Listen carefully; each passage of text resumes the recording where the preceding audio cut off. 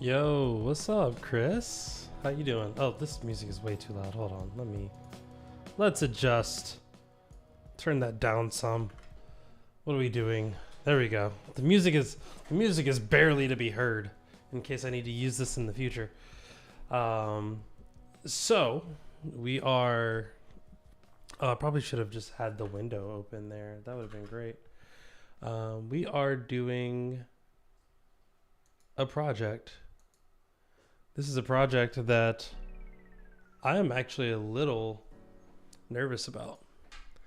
Not because of what it is currently, but because of what it will be. I've got big plans.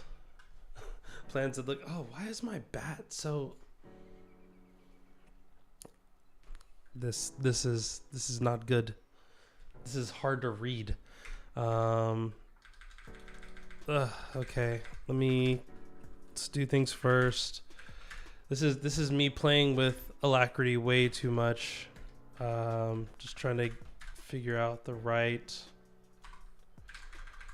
Oh yeah, because we're using the mocha theme.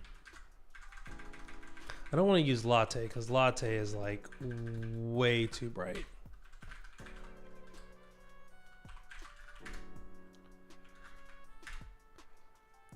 That isn't much better. That isn't much better at all. Can we change the bat config maybe?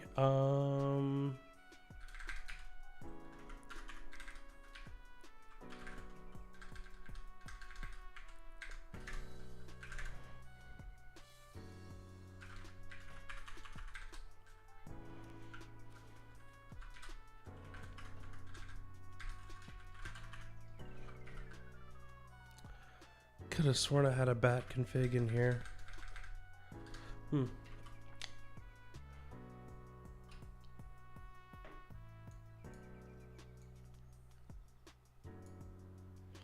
It's one of those things like refuses to show itself, huh? I really don't want to burn anybody's retinas out, but that is like impossible to read, which is horrible. Why is it so... Let's see.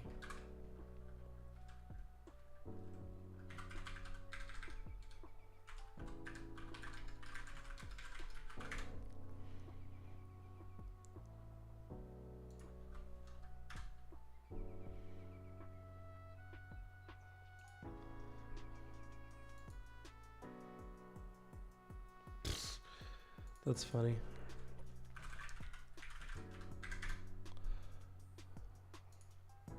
GitHub.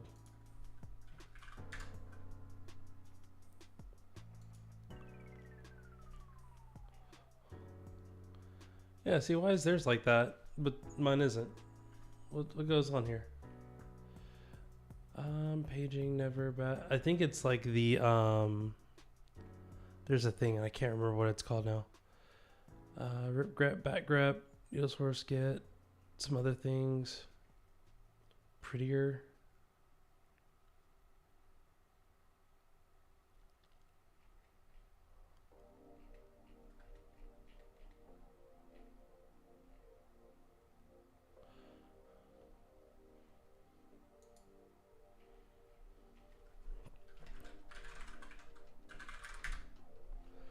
Okay, where's that configuration file?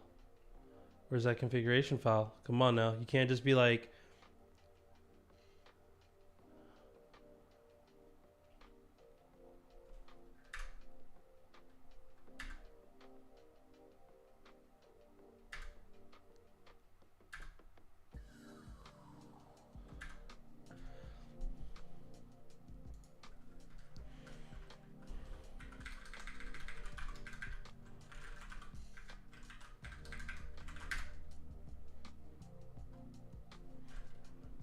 Okay.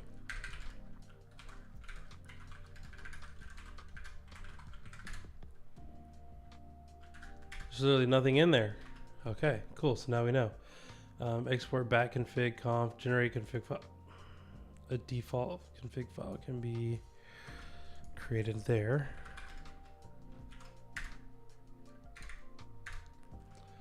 Okay, this is the bat configuration file. This is also extremely hard to read.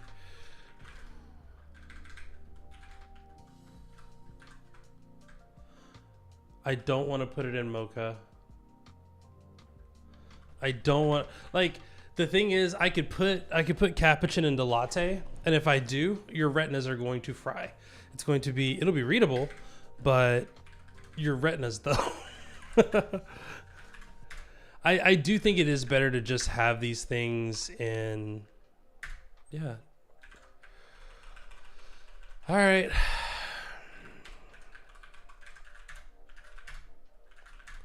You've been warned. Boom. There we go.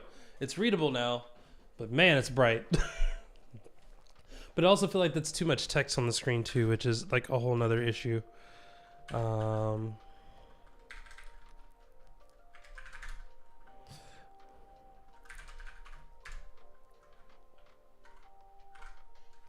Also, it doesn't help that it goes back and forth into dark and light, which is why I was like,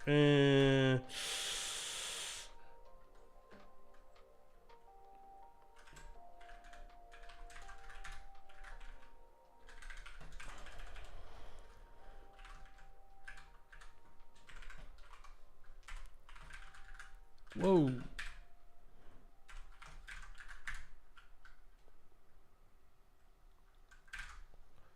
Would also help if I spelled frappe right. Oh, no. It's just outside the thing. There we go. Make it a little bit bigger. Maybe that helps.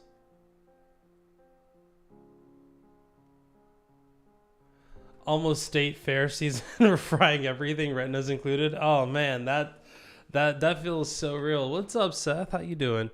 I mean, my thing is I just wanted to quickly, like, take this config file and do, like, can we... We don't want too dark. Okay, so I can run bat list themes and get like, I bet there's a lighter one here. Bat list themes. Grovbox dark seems nice. Base 16 256. Is that what we're looking at?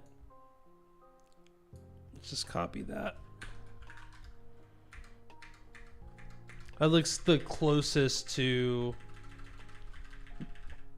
That looks the closest to what we're doing, so.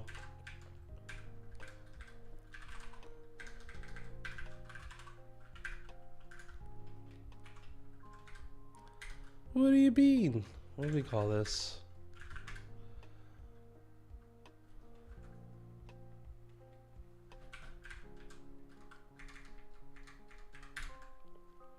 We don't have history in here, do we?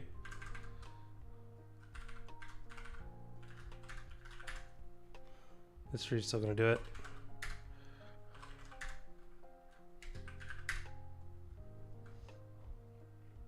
Okay, cool. Sweet. And then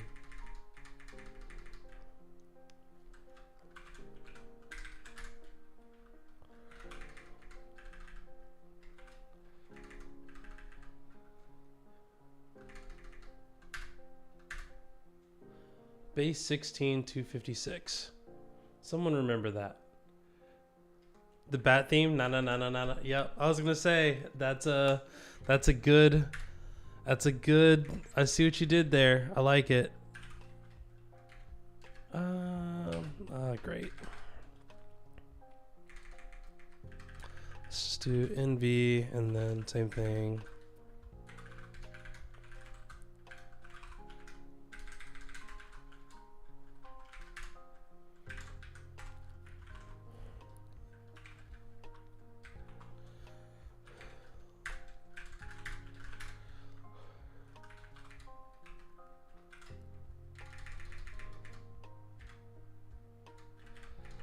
Let's just see. Okay, yeah, it's much more readable. Perfect. I feel like the base theme just basically says, take whatever you're doing in the background and do things with it. That makes me happy. Sweet. All right, cool. What's up, y'all? Now we can actually do stuff and read what we're doing. So let's go into, am I in my TMX session? Nope, now I am. See persona. So the project that we are looking at, let's try that again. README. Wow, there's a lot of README backups in there. So this is the idea of what we're trying to do. Does your neck ever hurt from looking to the side so much? No. So my camera Is it showing that I'm looking like at the screen or looking at the camera? Because the idea is that like my camera is like right here, and the screen's like right here. So maybe if I just slide this over a little bit. And I only look over for comments. And when I look over for comments, it's like right there. I can kind of see out the side of my eye. So the idea is this is a persona classifier. This is that whole marketing personas type thing. We have some default personas that we use. And the idea is that a sales associate would have a list of contacts, and then they could give that list of contacts and it would output into a personas file. So right now, this is like the where I want it to get to. It's not even there yet. That being said, contributions are welcome. Please review our contributing guidelines. They currently don't exist. Also, let me just do a quick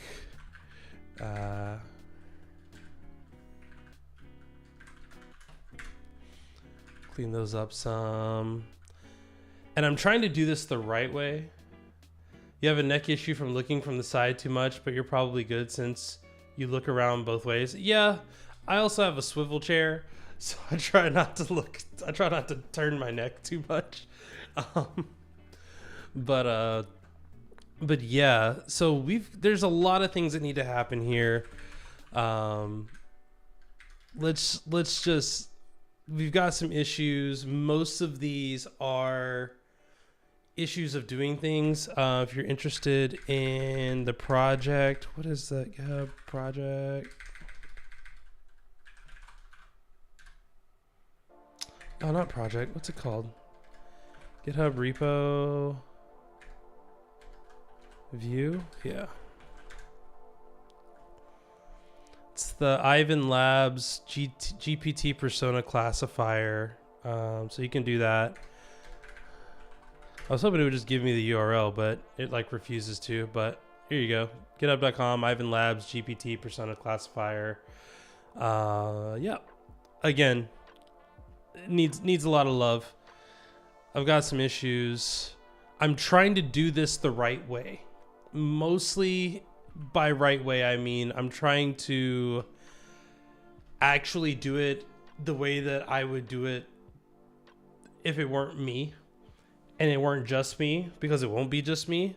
And the thing that makes it even harder is that I'm going to be working with people who are wanting to learn Python in this. So I need to set up a lot of framework to make things easy for them. Or I guess easier for them. So yeah, that's where we are now. I'm also trying to strengthen my muscles inside of the terminal, which is why you see a lot of this terminal stuff happening. We'll actually probably get this set up a little bit today. We've got a couple of hours. I don't really have anything planned for today, this afternoon or whatever. So we'll go until we're done doing things. So with that being said, let's open up LazyGit because I'm, why not?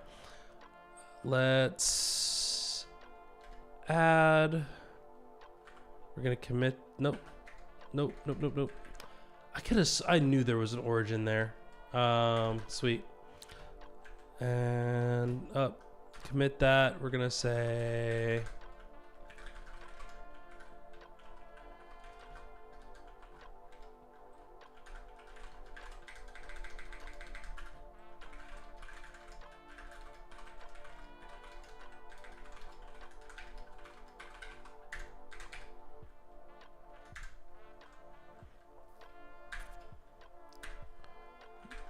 push that, close that, and then we'll do gh pr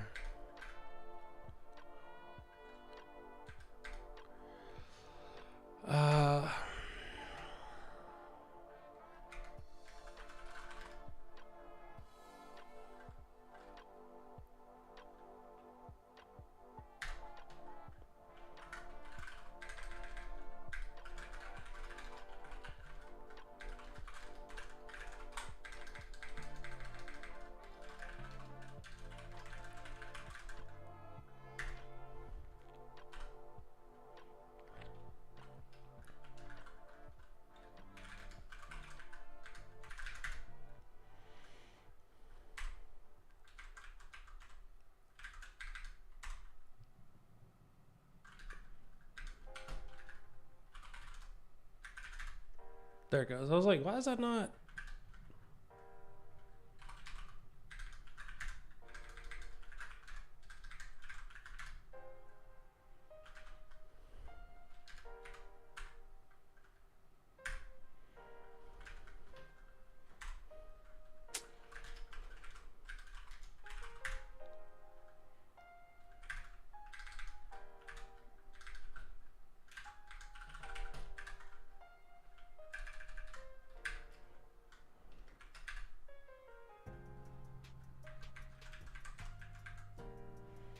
Dang it. Come on now.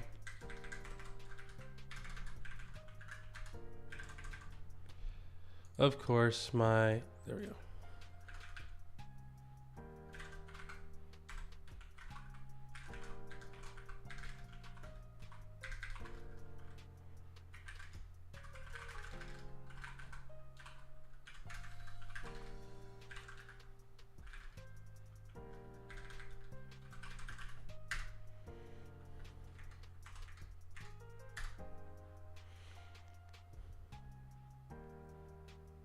So at number 12,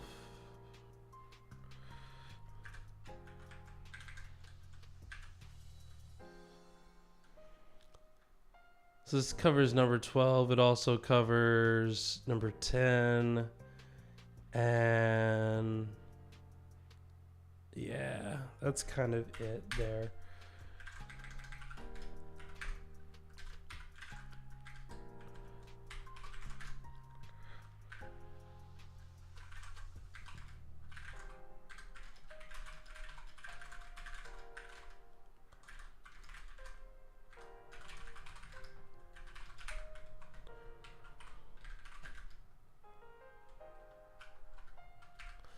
I hope those issues are right.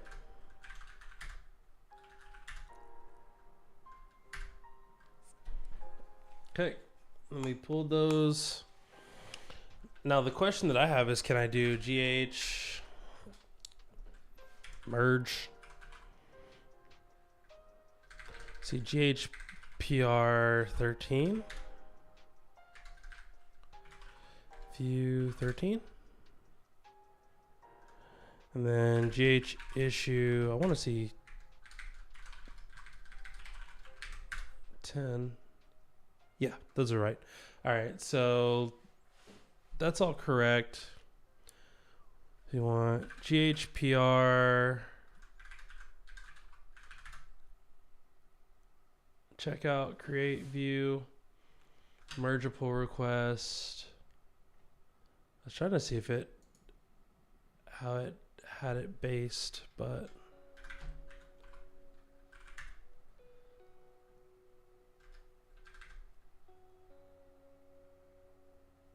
me too. I mean, the only way to do it is by doing it, I guess, which is where I'm at. Like, what brand? This was 13. Okay, PR 13. Merge help. Like, I just wanted to see if there's a way to tell it like how to merge it.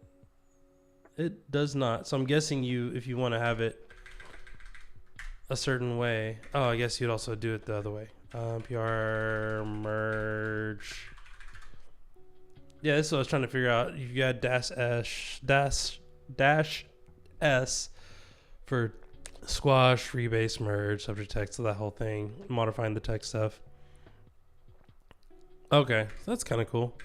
So yeah, we're gonna merge S13.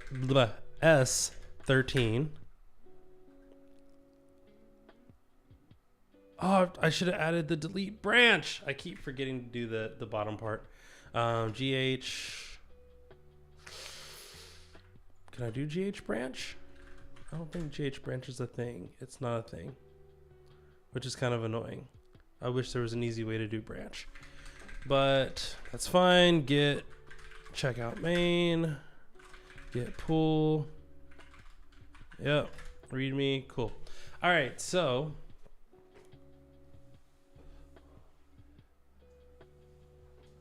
it removes the local branches that have been merged in origin. Yeah, there's of course there's the get origin prune something there. Oh yeah, get remote prune origin is the one that I tend to do, but that'll only remove branches that don't exist in that don't exist upstream. So then you got to do like the whole get branch upstream delete thing, or you do it directly from GitHub. So you do gh browse, it'll load it up, then we can actually see the branches, and then we go. And funny enough, I actually had two versions of this because I forgot to do the checkout. So now when we do that again, we should delete the other ones. Yeah. Oh, it does create it. That's cool. So if you do the branch from here, it does create it. It just doesn't check it out. That's good to know. All right. So now we can see what issues view. No. List. So convert to command line tool. That'll be fun, but we're not going to do that yet. Remove implementations other than Vertex AI solution. We're going to do that.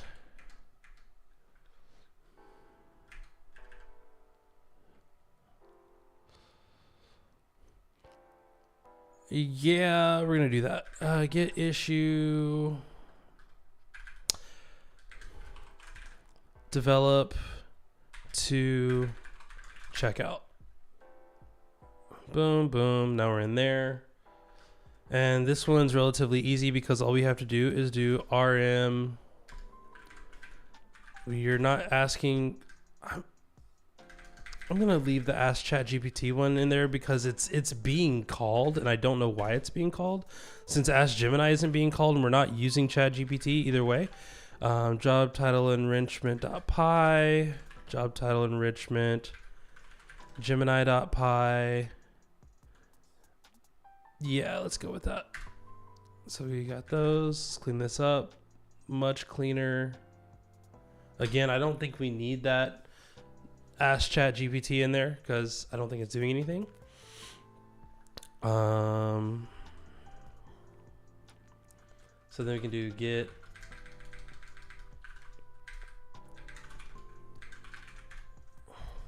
Yeah.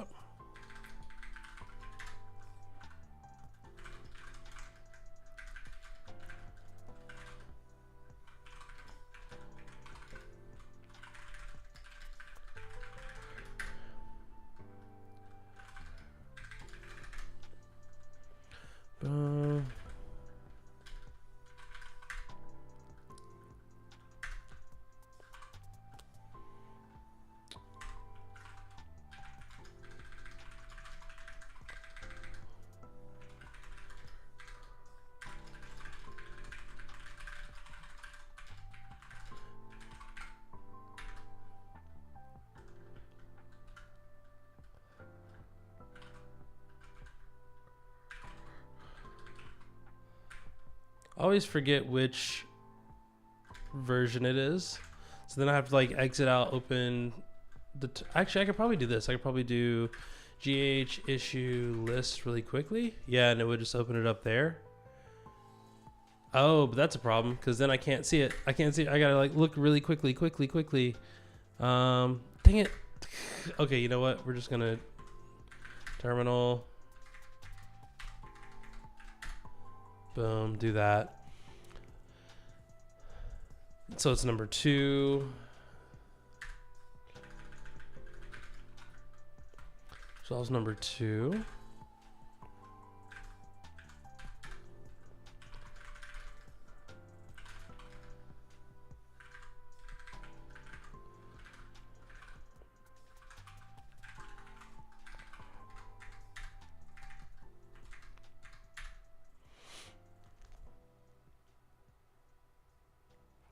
It's number 6. Okay.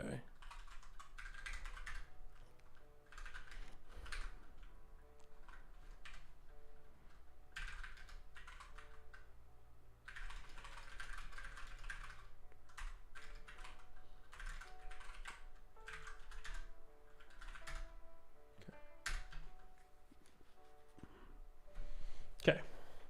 And again, a lot of this is more just trying to define that muscle memory since we don't have the actual,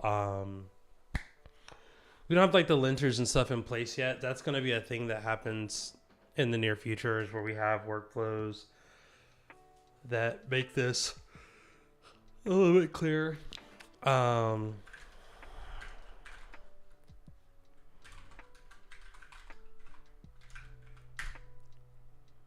I didn't do close again. Dang it. I didn't do close again.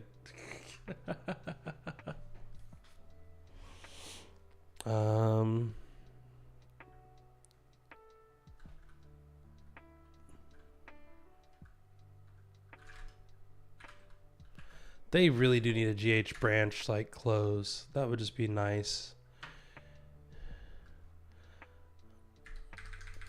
Or like GH repo branch, delete. I don't want to delete a repository. I just want to delete like a branch in the repository.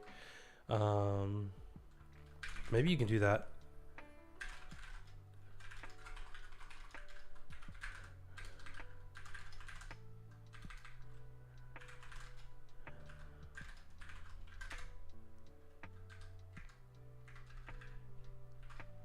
Oh, darn it.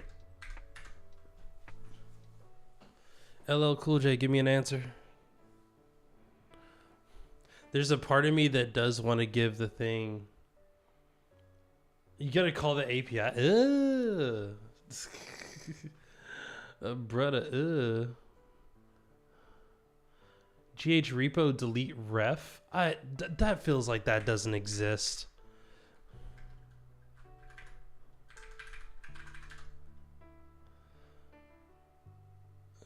No, that doesn't exist. We're just gonna.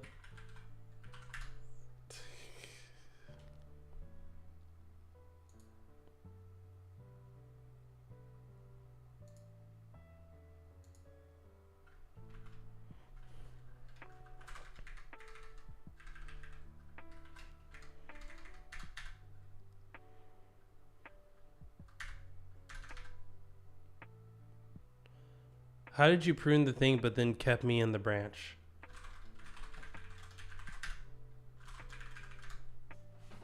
Okay. I like it. So we're fast forwarding, we're doing things, we're a little bit cleaner. More global one-time set options that match people's actual workflows, please. I agree. I agree in many ways.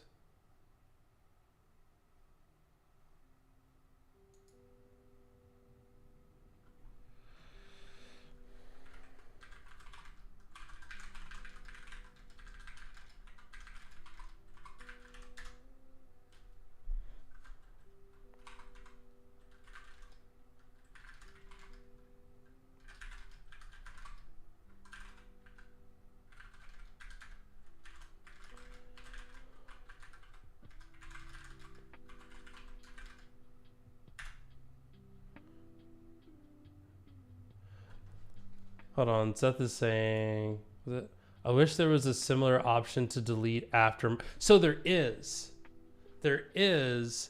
I just keep forgetting to do it. That's the tough one. Oh.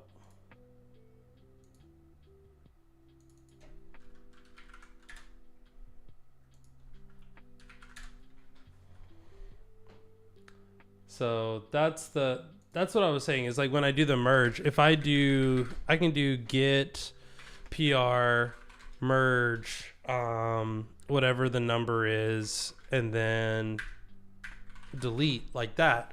Once you do that, it merges it and then it deletes the branch. Every time I'm just straight up forget to call it. So, all right. So the next thing on our list is the very fun. We need to create a contributing.md file. Hooray!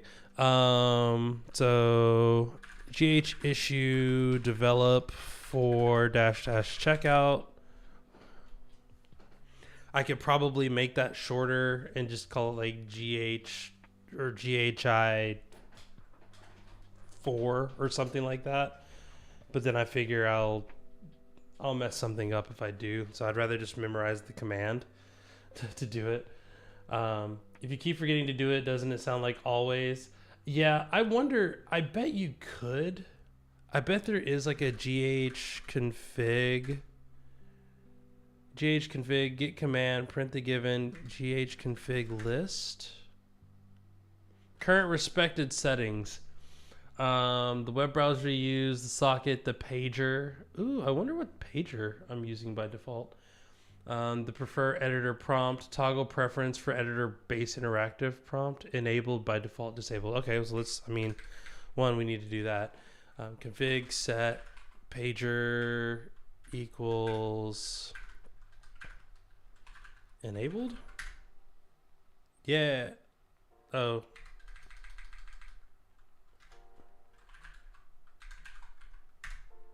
There we go.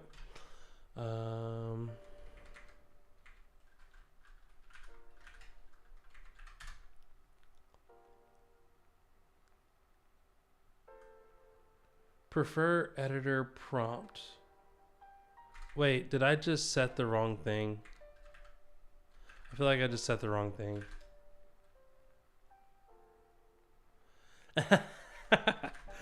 Nah, it's okay, Seth. Seth said, you're not a web clicking scrub. More than anything, I'm trying to.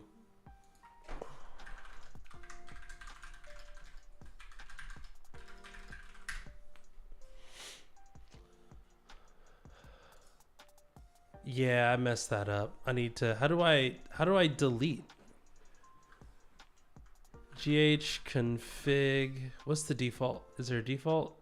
The terminal pager program to send to. Here's what we're gonna do. We're gonna do config set pager because I said it wrong earlier, and we're gonna change that to bat. So now if I do gh issue list, yeah, that's kind of cool.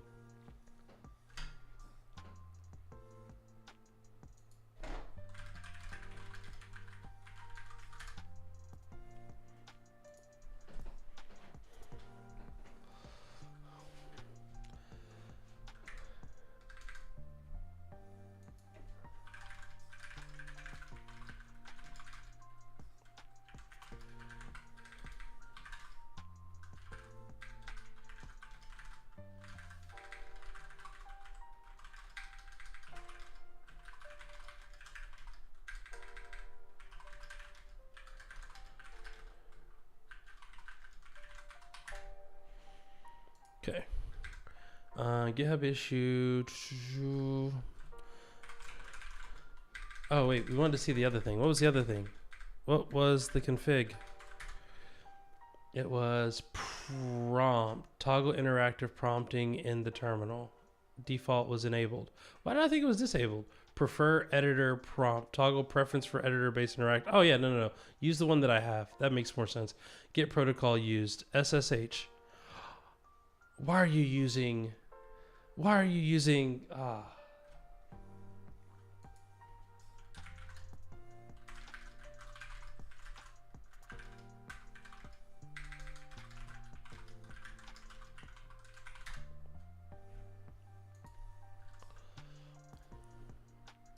So let's see.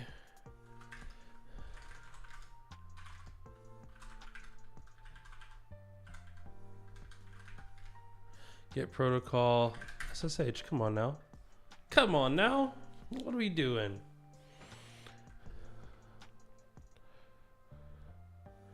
Interactive prompting in the terminal. We'll keep that on for now. But no, apparently you can't change the config to auto. That'd be a good feature though. Good feature request. All right, so we're in that. We need to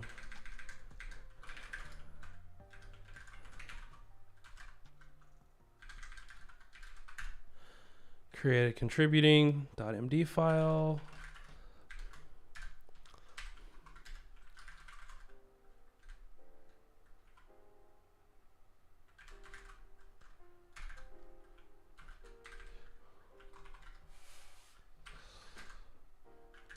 Just because I want to see because I gave myself some instructions in here on how to do this, especially since we don't have a lot of stuff set up. Which also, anybody who runs a project, what do you put in your contributing.md file? I want to know. So let's see.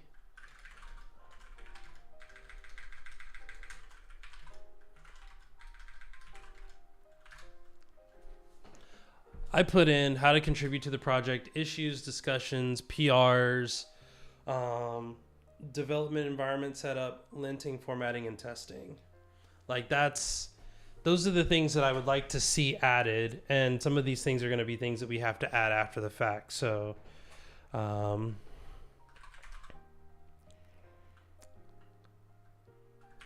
wait, can I just grab this?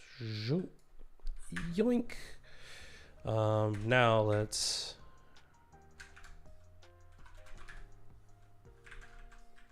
mostly because I'm lazy.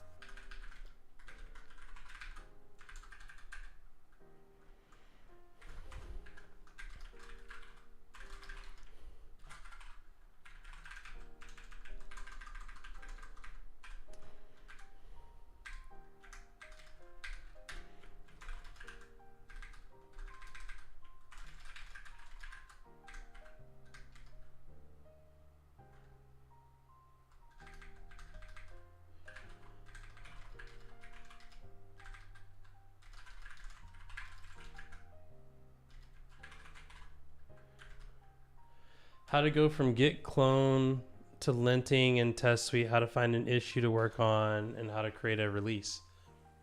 The how to create a release, yeah, that's like the one thing that I don't think we will have, because this won't be like a Python package or anything. I mean, it quote unquote could be, but like I think it's kind of outside the scope of what they want here.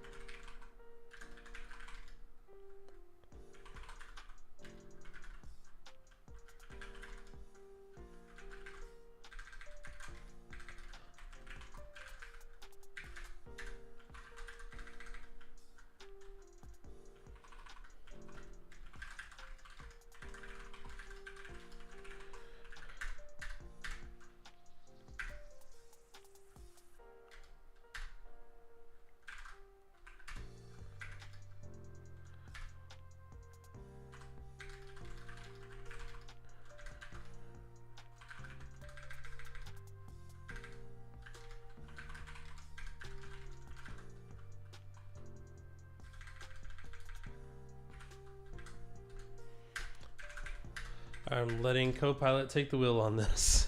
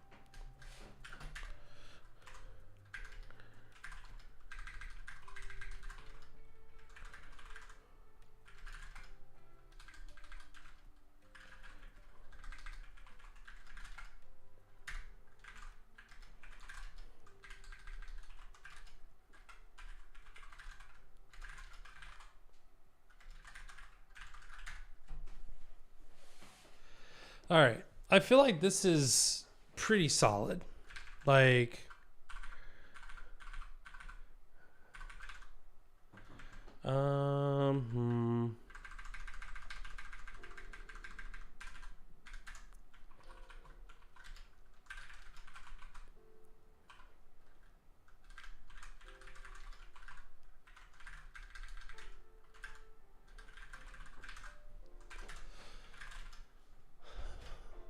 right, cool.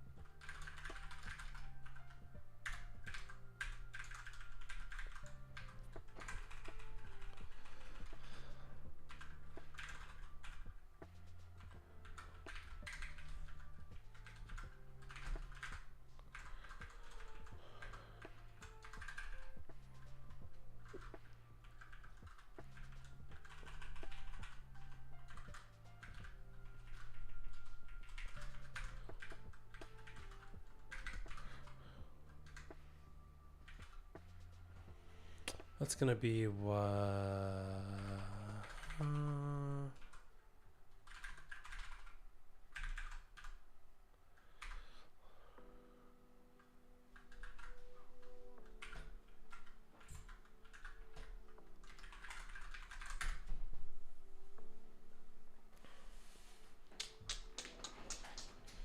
Oh, that's right, because it didn't do in. It doesn't do inline by default. Okay. Let's try that again.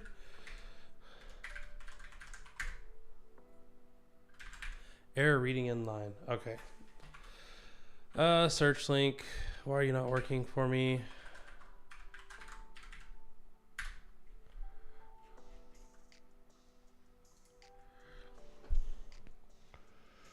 Flags and switches. Inline. With flags. Just include a flag within the parentheses or at the end of a single line search. Use no flag to turn an option off. Shortcuts are available for some flags. That's not what I was trying to do here. Search link. Doesn't say the flags and flags. Only in that one spot. Boo.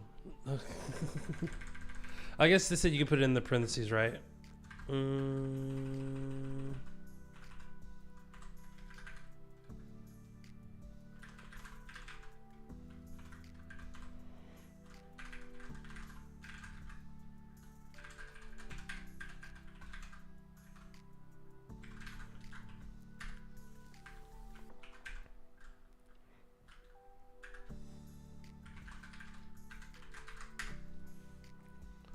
What do you mean not an editor command? Get out of here. There it goes. There we go.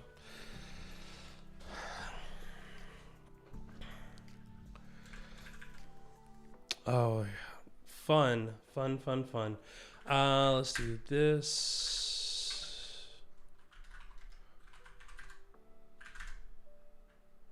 There we go. I hate when it does that.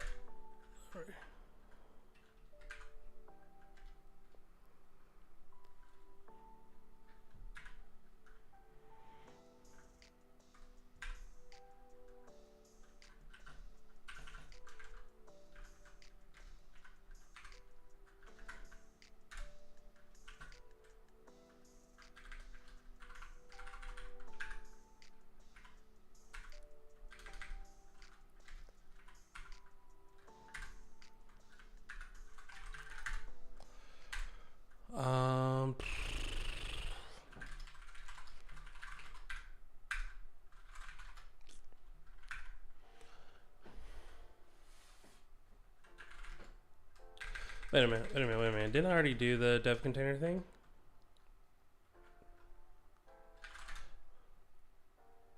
Yeah, create dev container environment. Okay, cool. So that's number 7.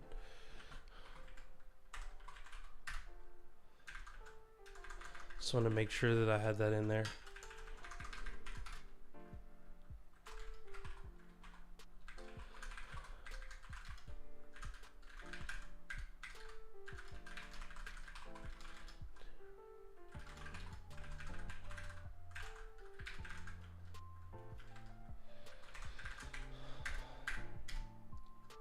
Seth, I was going to call you later if you're still here. I do need to schedule that. I got your thing. I just need to schedule it.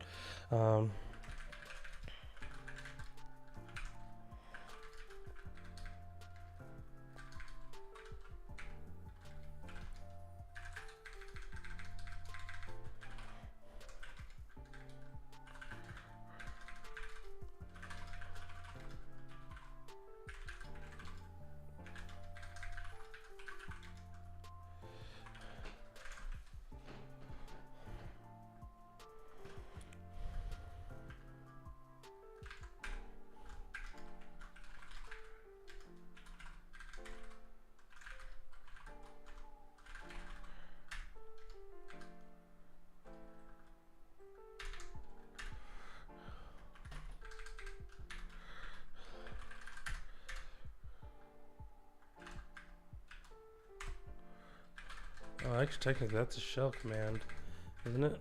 Yeah.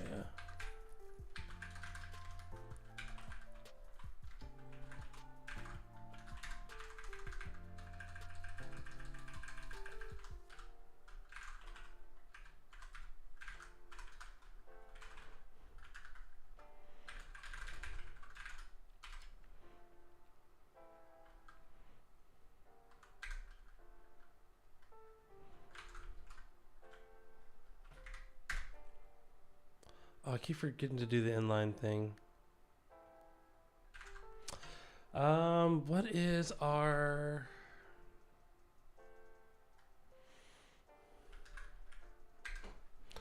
BSP...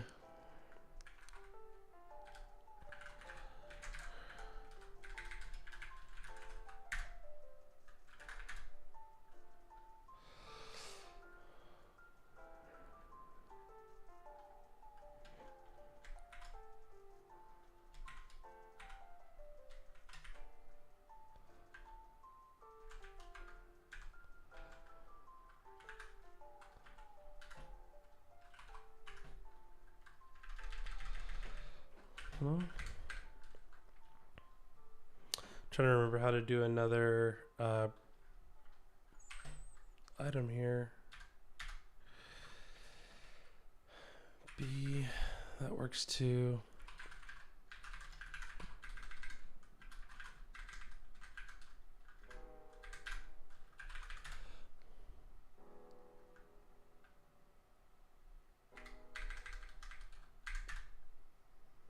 Is it just gonna tell me nothing? Yep.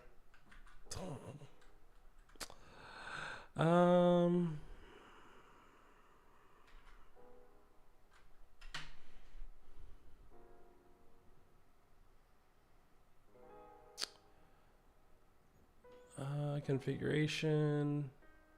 Config.searchlink. That's what I thought. M.config searchlink.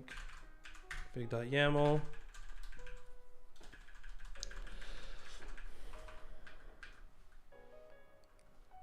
Can I have one at a project level?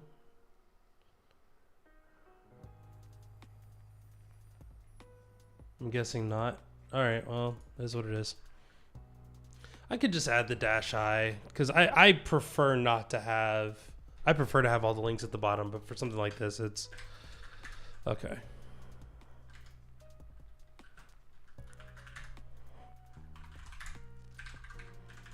All right, so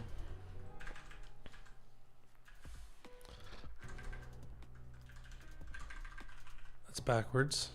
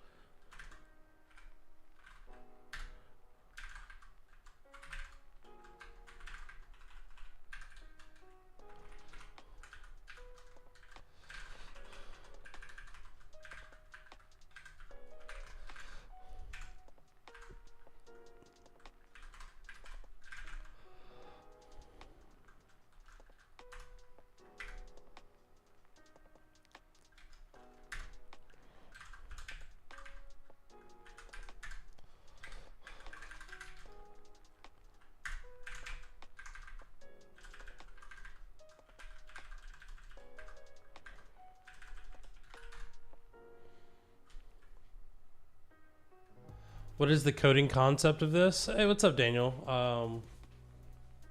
So this project is here. We'll go to the.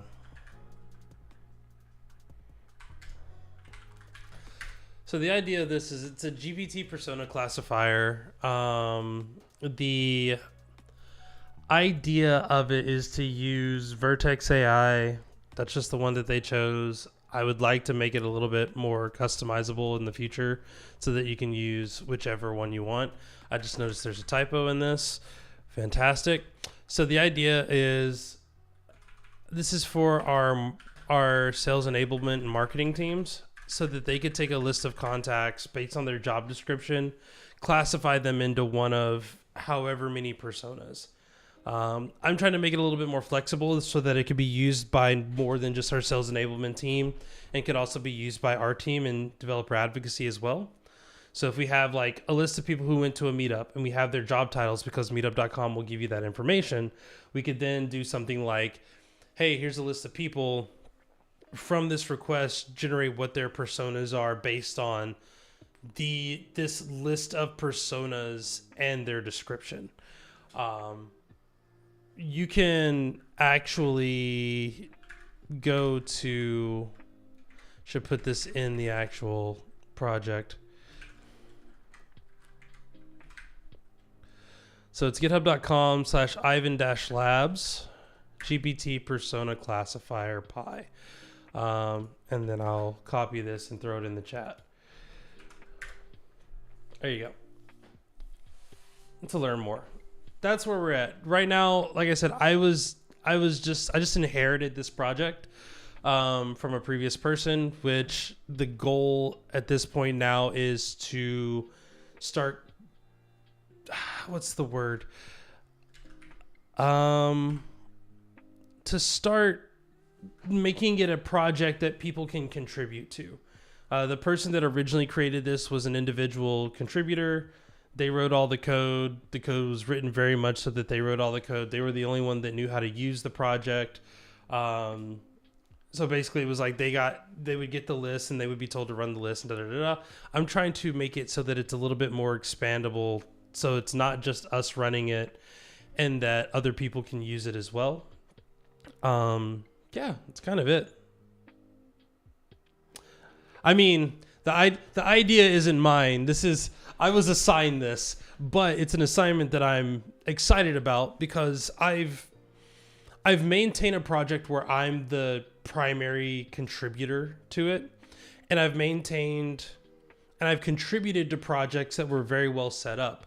This is neither of those. This is a project that someone designed specifically for them to use. It was a port of like a MATLAB project that they were working on, and I have people who also want to contribute to this, but those individuals are on the marketing side and on the sales side.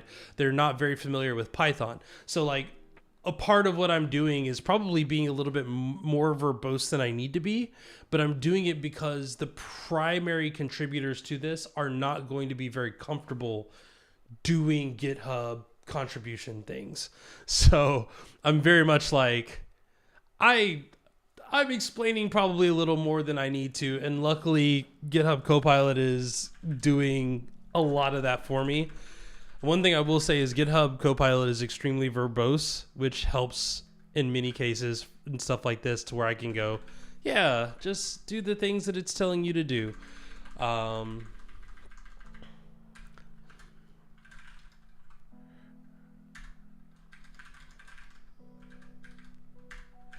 Cool. Oh, what did I say? I saw an issue, like correct typo in README.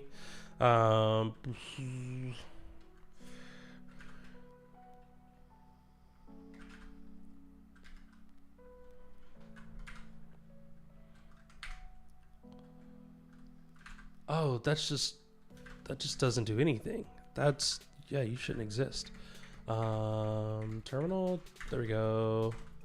JH issue create title is fix typo.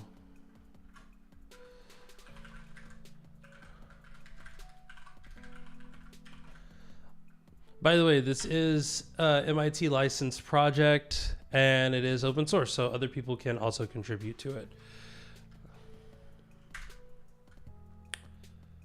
How dare they? Is that not what I did? Oh, I should probably have wrapped this in quotes, right? Probably where we're running into the issue.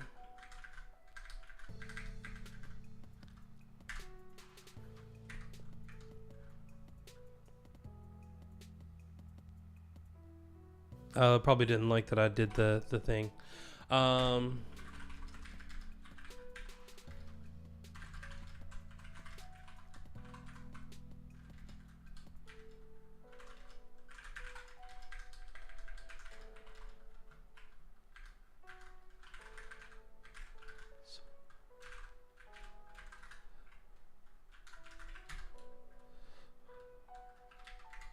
I'm going to continue this in browser because, yeah.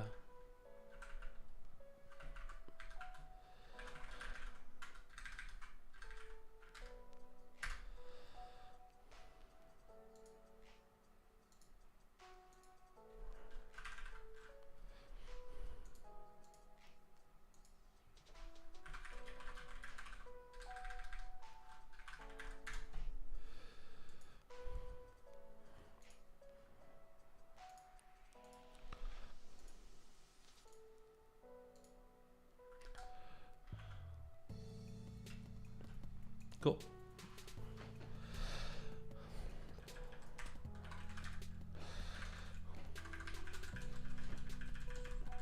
I think this is good. There's a lot of stuff in here. I thought I had there's another.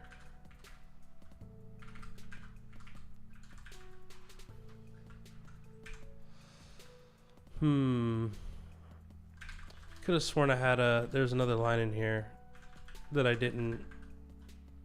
Yeah, I was gonna say.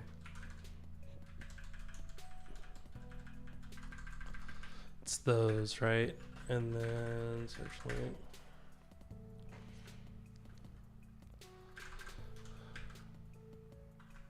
You didn't do the thing. You didn't do the thing.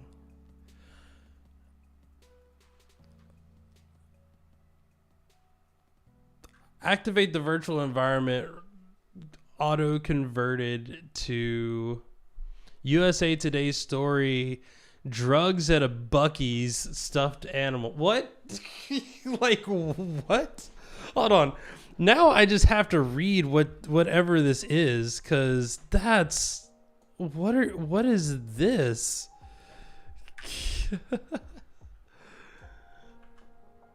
I'm not the type to get too distracted. That's a lie. But what? Marijuana.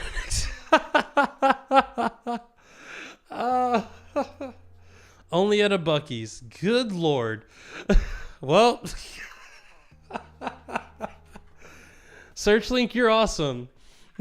Just finding all kinds of goofy stuff in there, huh? That's wild.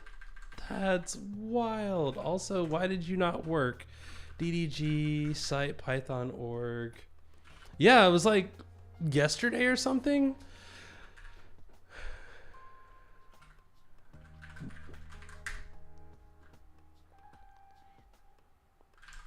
It literally just gave me python.org.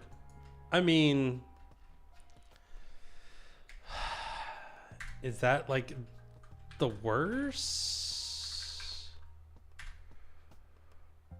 I was hoping it would go like python.org downloads maybe.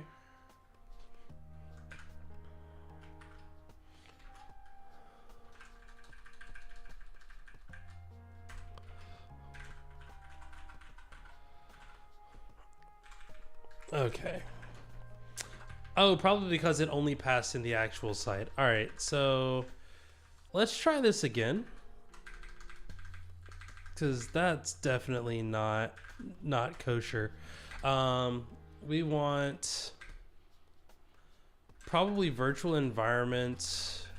Like, see what.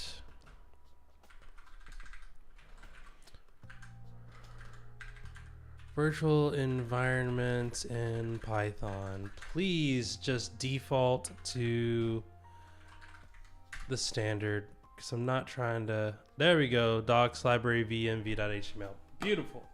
That's what I was looking for.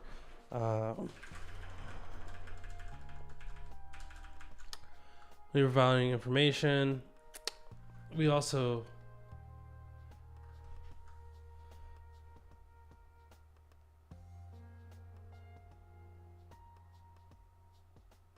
CI change. Oh yeah, change within parentheses. Yeah. I just never do it.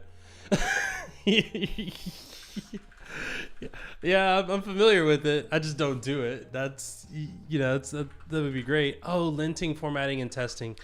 Ooh. That should be here.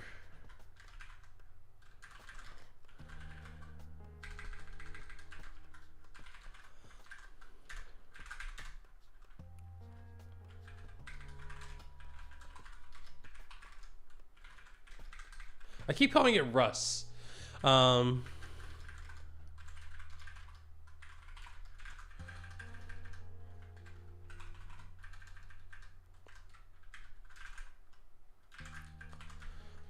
It's like I should probably have something that turns that into a link really quick.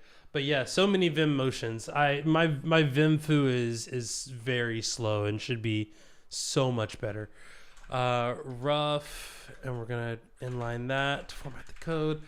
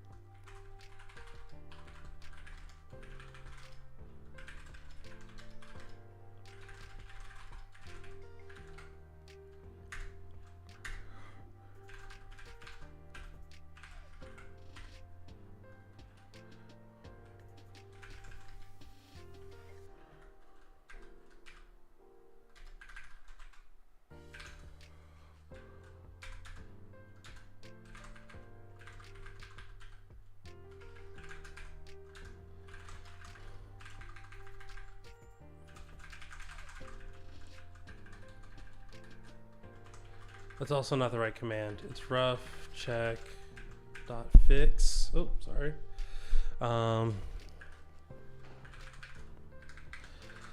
We'll just do rough check.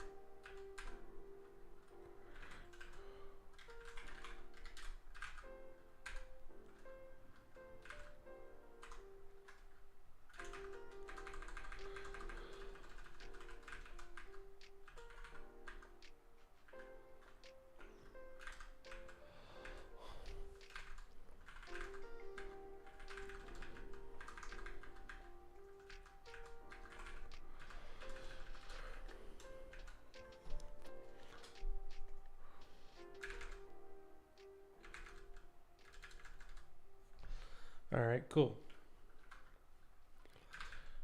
I mean,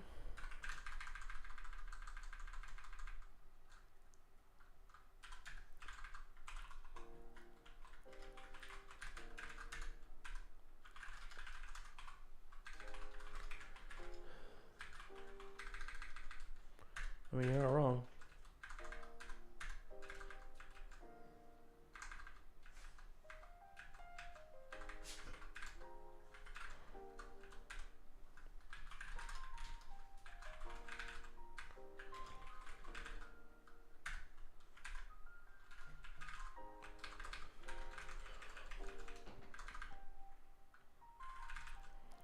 There we go.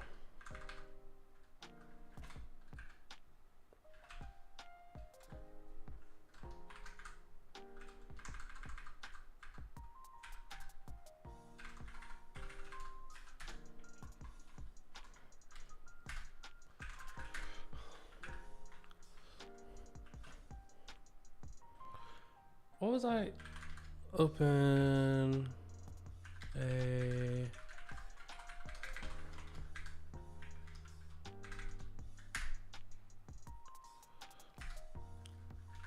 Really?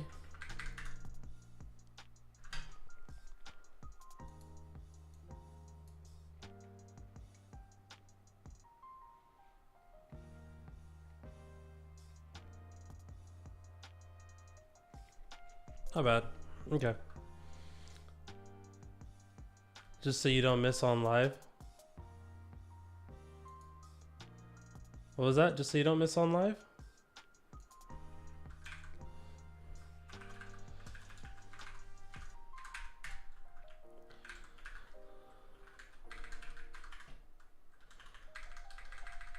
I thought I had a table of contents extension in here. No, don't do to-dos. Table, no? TOC? Hold on. Code action, source action, code lens, all that stuff, Mason, LSP references. Yeah, create a table of contents. Thank you.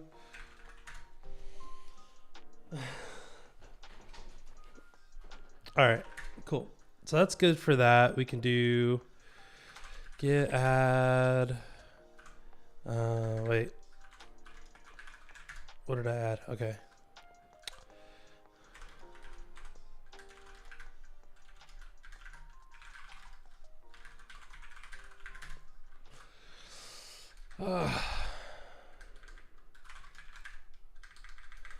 The only reason I like doing the push through here is because otherwise I gotta do the other stuff.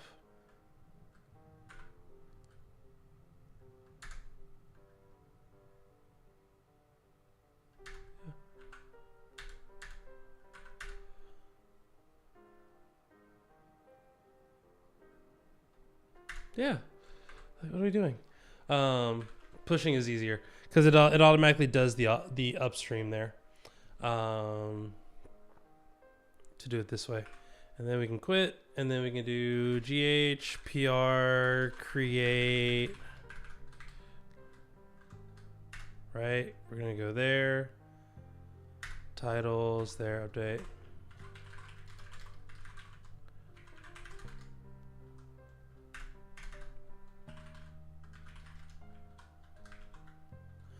Is it really number 4? It is number 4. Wild. It's probably saw me type 4 like 1,500 times. Say create. Submit. And then GHPR merge 16 delete, and we want to squash it. Oh, delete branch. So -D -S. Yeah.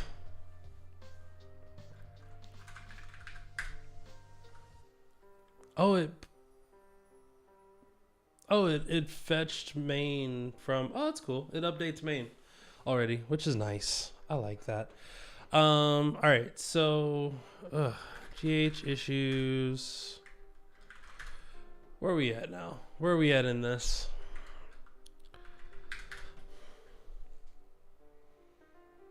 We need to create a dev container.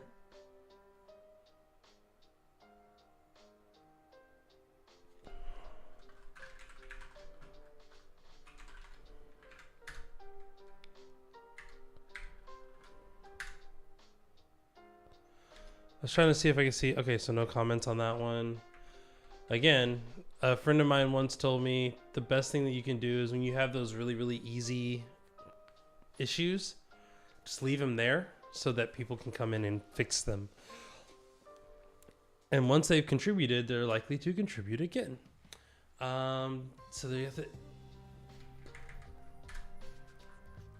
converge command line tool, allow for subsets, create test suite, create dev container environment, replace. Okay, so we're gonna create the dev container environment, kind of. Actually, we're gonna do this. We're gonna do GH issue create add. Nope, please don't. Requirements. That's supposed to be the title. T add requirements, right? E.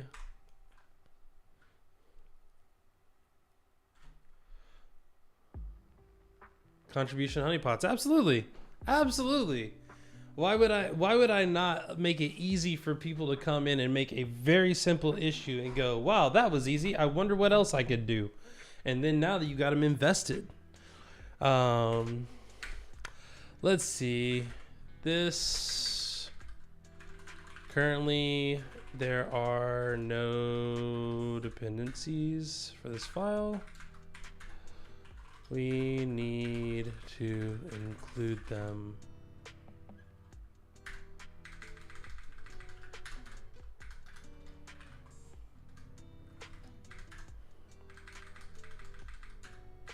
No.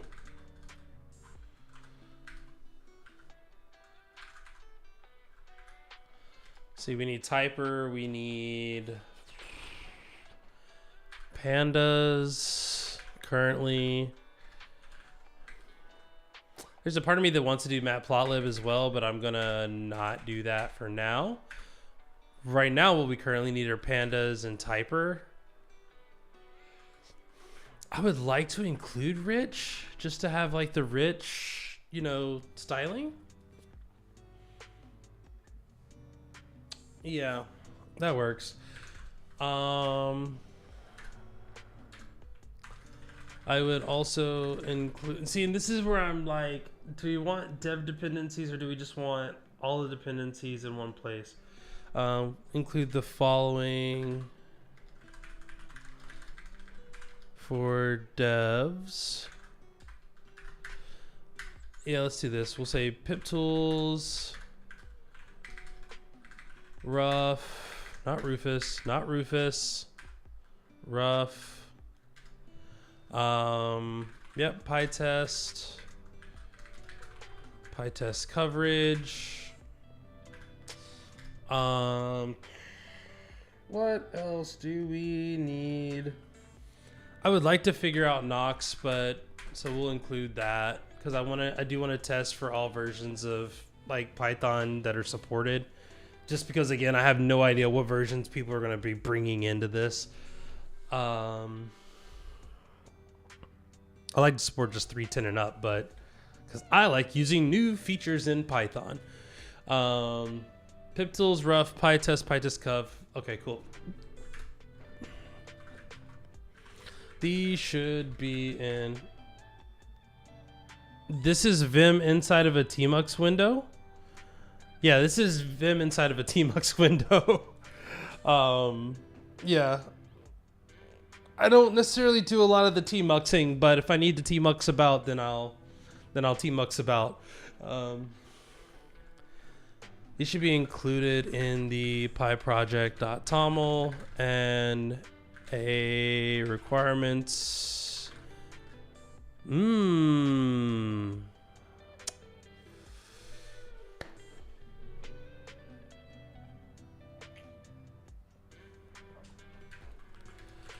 For the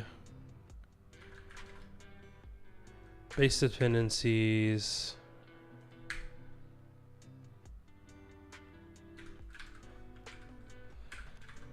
Yeah, that's fine. We'll do that. Yep, submit that. And then we can, I'm going to work on this one right now. So it's kind of a GH issue, develop 17, checkout. Cool. We're going to touch pyproject.toml. We need, I forgot the base thing. Hold on.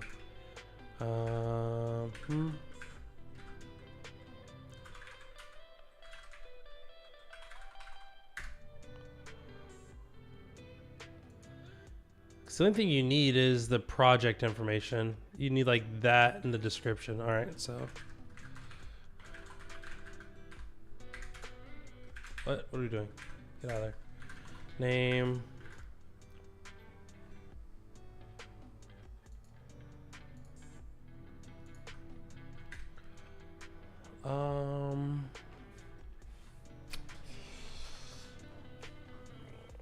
What are we throwing in here? What's this called? GPT. I love how they call it a GPT persona classifier and it doesn't use Chat GPT. We're just gonna call it persona classifier.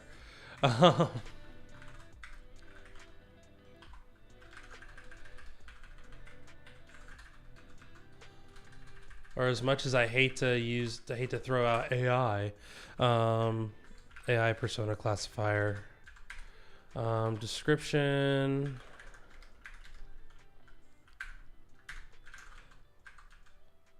Yep. No.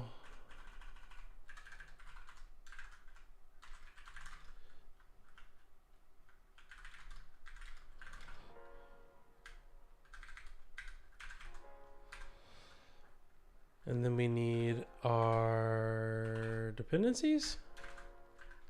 I can never remember how that sets up in there. We need, oh, it's just inside a project. That's right.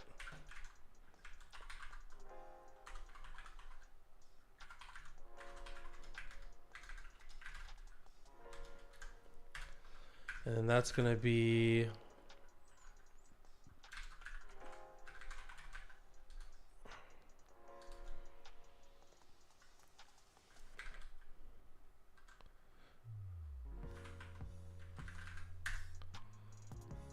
add requirements. Let's see.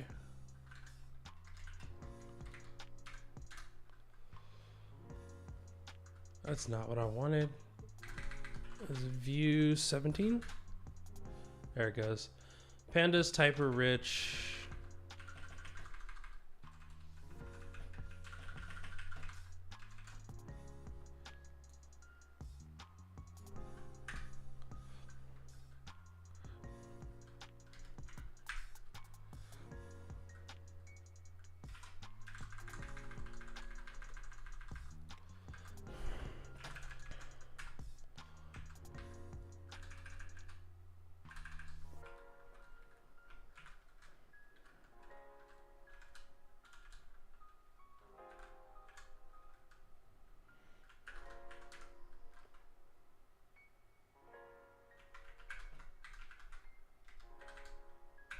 I don't know why I tried to do this. Uh-huh.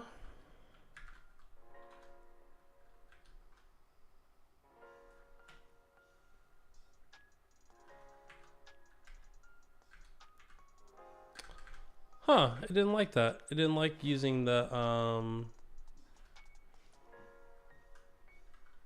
I would have expected it to do fine with that.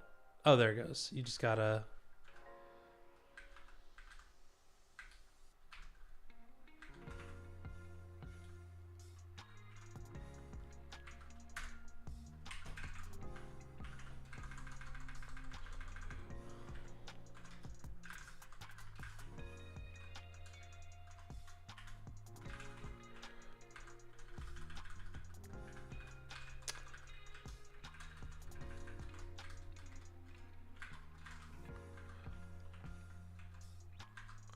Oh no. Oh no, no, because it added the... Man, that's annoying. That's annoying.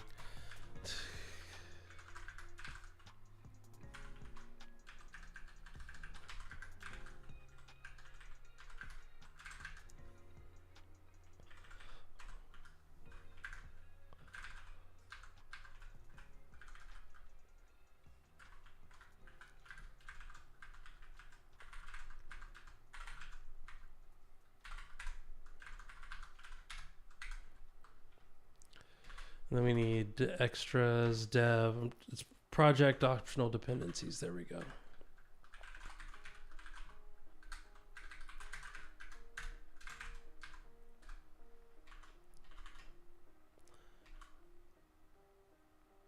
Dev, yeah.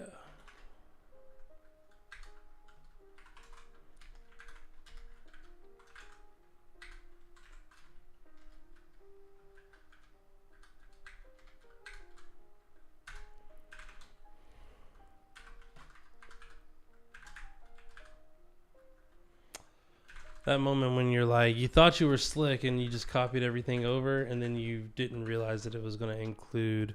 I mean, I guess I could just do this. I could do... let's just do all of that.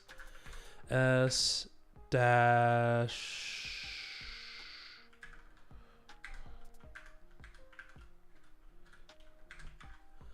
2 plus...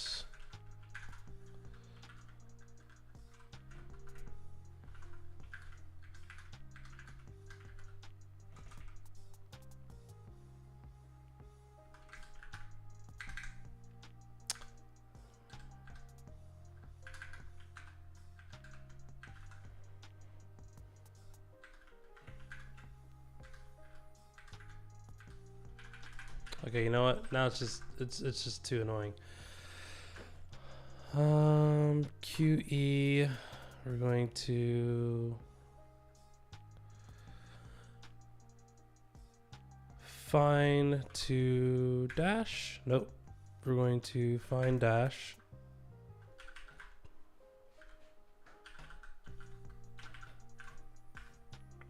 Okay. Now we'll just do that and we'll...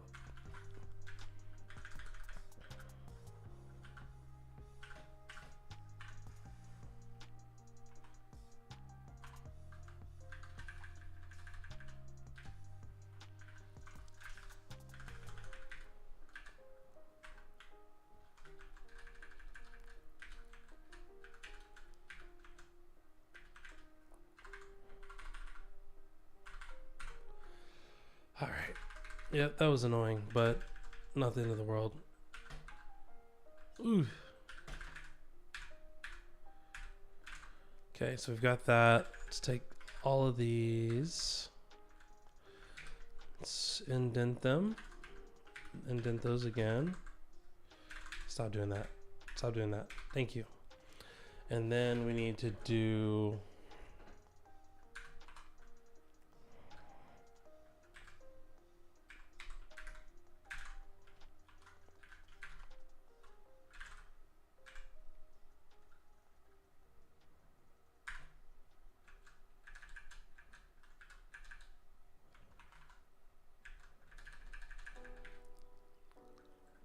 Darn it.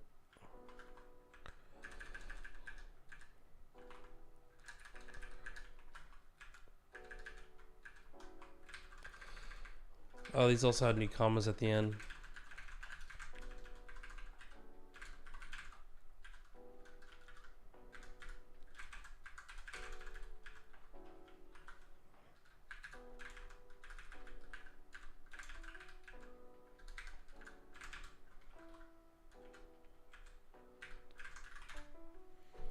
All right. Oh, that was ridiculous. Why did I work that hard when I could have just read it? All right, so there's that. So now, I mean, we can even just do this. Python-m pip install pip tools. What am I doing? What am I doing? Act like I've never done this before. Pip tools, there we go.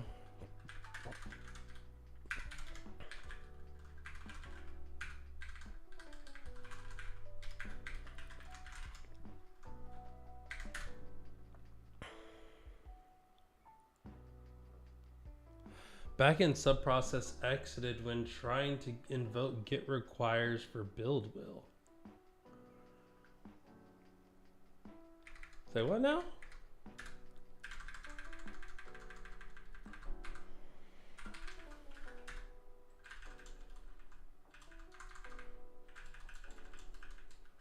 I mean, this isn't the problem. That's what I thought. That's what I thought. What are we complaining about? Should probably do the requires.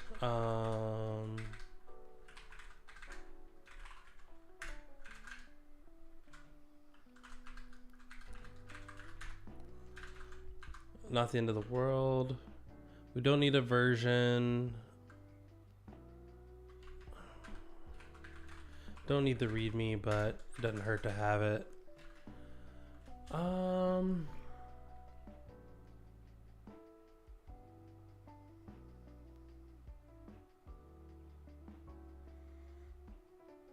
We are gonna need the test options and stuff in a second.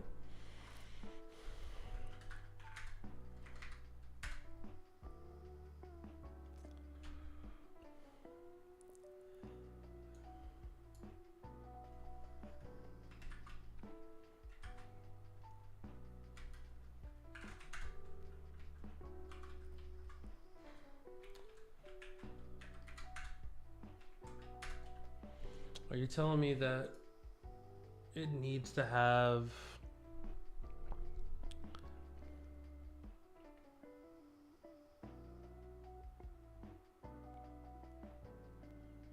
so you got to have the you need to have the packaging version, this thing up here, the requires, build system requires. That's interesting. I did not realize that. Okay, well, cool. Build system requires setup tools and wheel. Yeah, that's fair. What? Okay, see now you're just being rude.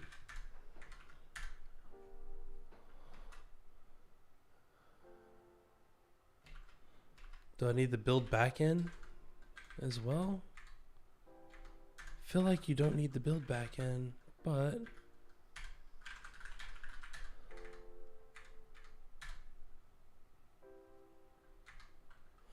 failed to parse. Backend subprocess exited when trying to invoke get requires for build will. First and foremost, I'm not even in a dev container, so like mistakes were probably made there. Source.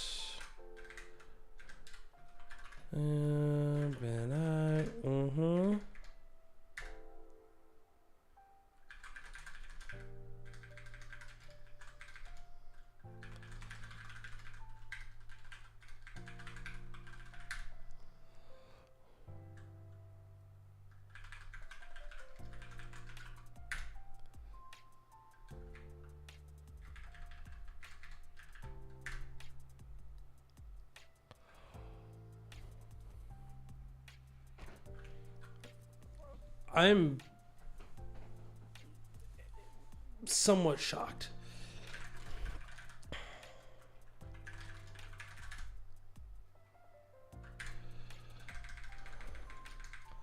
I mean, again, not the end of the world if I can't do it this way. I just wanted to make sure we had Dependabot set up. That way we could do some of the other stuff.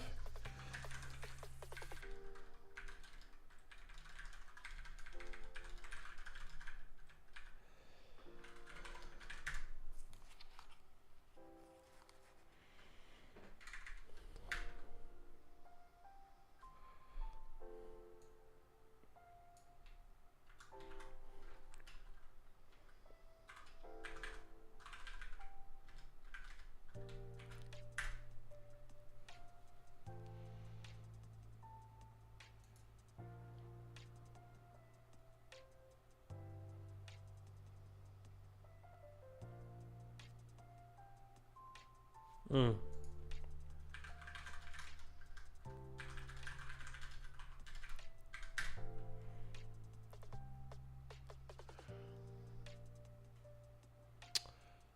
Project name, configuration error.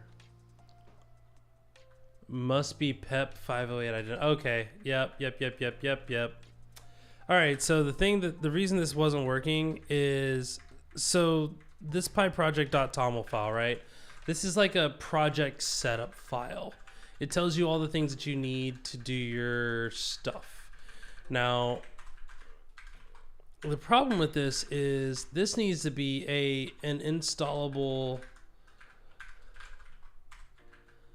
name, otherwise it won't run. So it's gotta be PEP 508 compliant. Is that? Now let's see if that does it. No. I mean, that was a problem.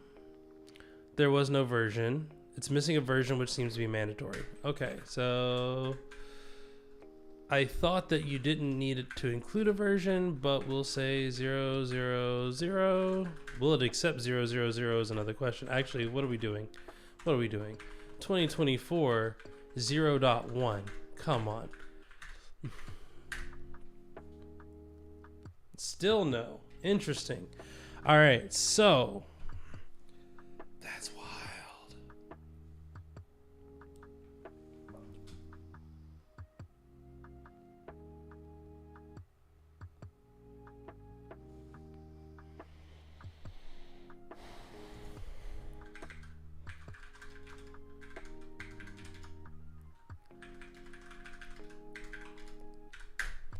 Just want to see if it builds. Still didn't build. Okay. Multiple top level layouts. Yeah. Multiple top level layouts. So it doesn't know where the source is because there is no source, which is something that I noticed too that I need to figure out. But to get this to work, we need to do that. So we need to do make dir. I'm not going to call it source. I'm just going to call it Ivan persona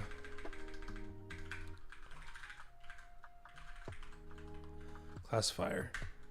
And we're going to move star.py into Ivan.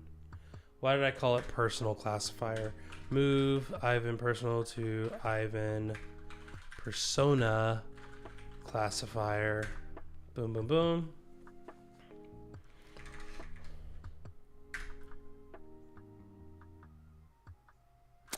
And that fixed it. That's annoying, but it fixed it. And those are all things that needed to happen.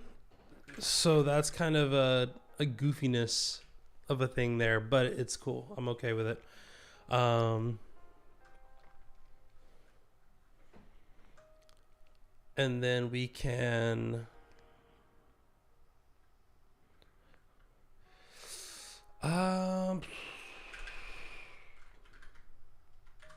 create a Dependabot config for PyPI to check monthly.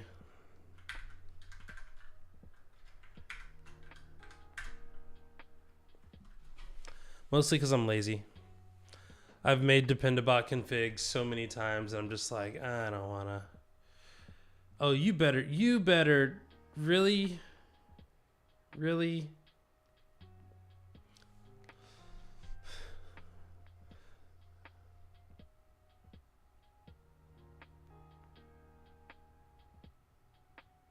That's wrong. All of this is wrong. That's just all wrong. That's 1000% wrong. Okay, so I guess we're going to make dir.github. Then we're gonna nv.github dependabot.yaml. Nope.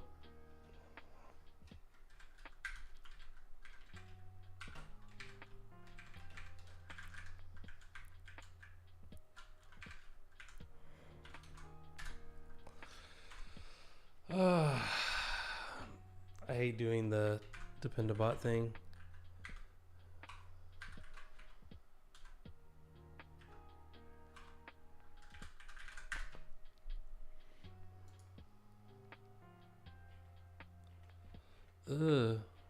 Bretta, there we go. Thank you. This is all I'm looking for. Version 2 updates, and then you need package ecosystem.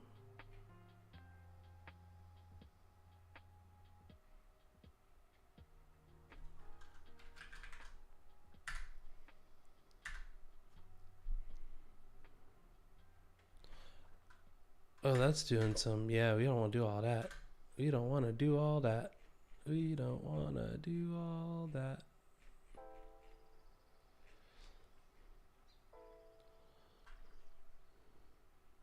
This is what I was trying to find. Updates. Like that. Boom, boom, boom. I don't know if that's the right version or not, but that's fine. We also don't have to do schedule. We can just do that. Boom. And we're good. Thank you for taking those moments to say, so this was the problem we were hitting. Packaging is no fun. Packaging is a lot easier now with the GitHub publishing stuff. And the thing about this is, like, we're not even packaging this technically. We're just treating it like a package. Maybe we make it a package in the long term, but like, it's not designed to be a Python package. Although I think we've done everything that we could other than like create the account on PyPI and then add it. But I'm not, no. The last thing you need from me is to have a public package on PyPI that's linked to my job. So then 6 months from now, I can't pass it off to someone else. All right, so get status. Okay, we did. What? Oh, because we moved them. Okay. I was about to say, hold on now. We didn't delete those. I hope we didn't delete those. Did I delete those? Hold on. All right, so git add, then status. Boom, there we go. Renamed. New file created. PyProject.toml requirements.txt. Boom. Okay, so now we got that. Commit m is going to be. This is one of those things where I probably should have done separate. Actually, all right, lazy get time, because what we're gonna do is we're gonna remove that. We're gonna remove that. We're gonna remove that. We're gonna remove that. We're gonna remove those. And it's not that I need to delete them, because I don't want to delete them. I just want to. Let's do this first. We'll do these first. We'll create those. Boom, boom, boom. And then that commit is going to be moves Python files into project folder. This is to make it so that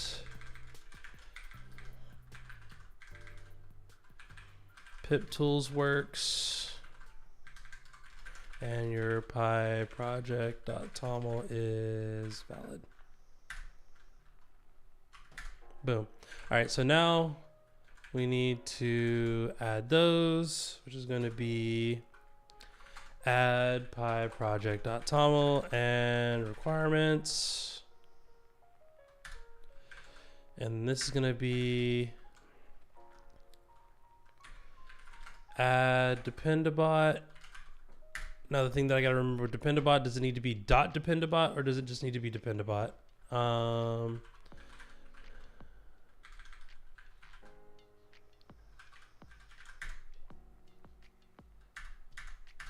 Yeah, dependabot.yaml, so it's no dot. Cool. So now that we've got that, one, we can push all of those, which is fine. Let's close that. We need to update our contributing because our contributing is a little different. The thing I'm trying to remember is...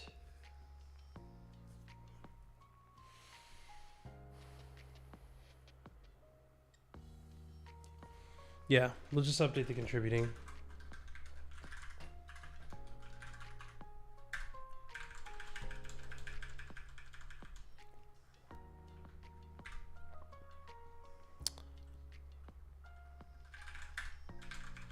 Your development environment, it needs to have...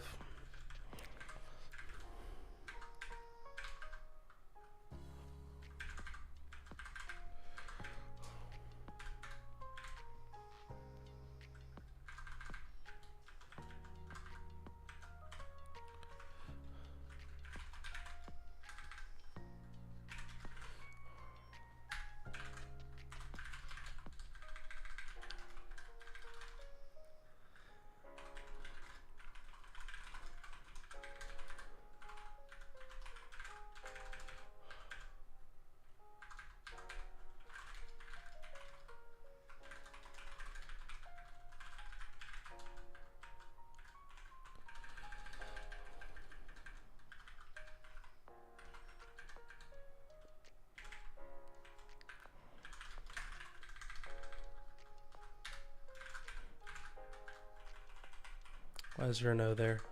Oh, there you go. Python-m pip tools compile extra equals dev.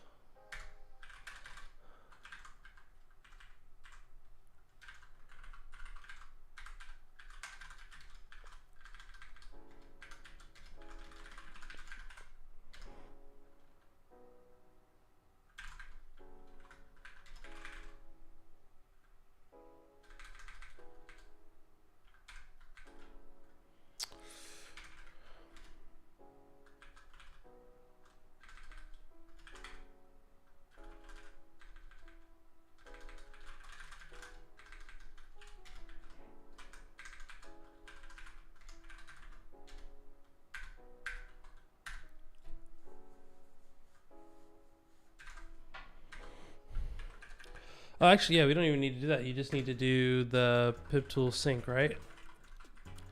If I did it right, pip tool sync extra dev dash dash upgrade. Like that. I think that's all you got to do. Cool. Let's try that. Python-m pip tools sync extra dev upgrade. No such option extra, huh? That's interesting. Help. Oh, because it's got to be in the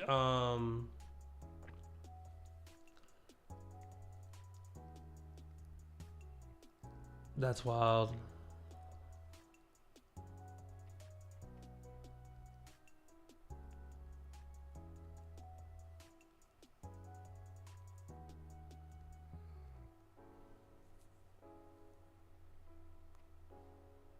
Huh.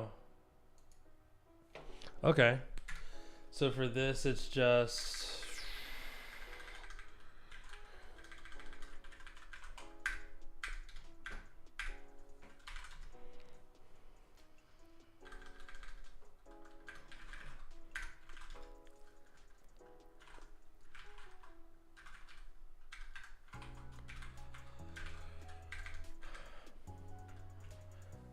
Pip tools compile output file requirements.dev text.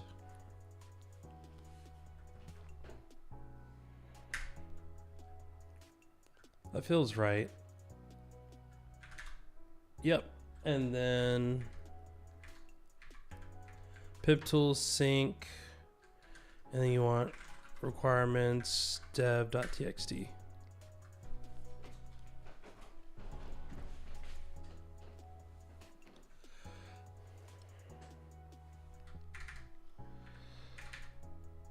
Oh, I forgot to do the extras. Darn it.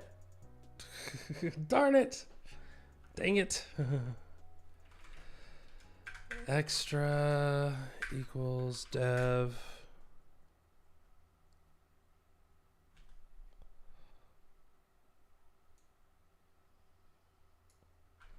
Cool. It's gonna update. It's gonna add some of those other pieces as well. Sweet. So we want to copy this.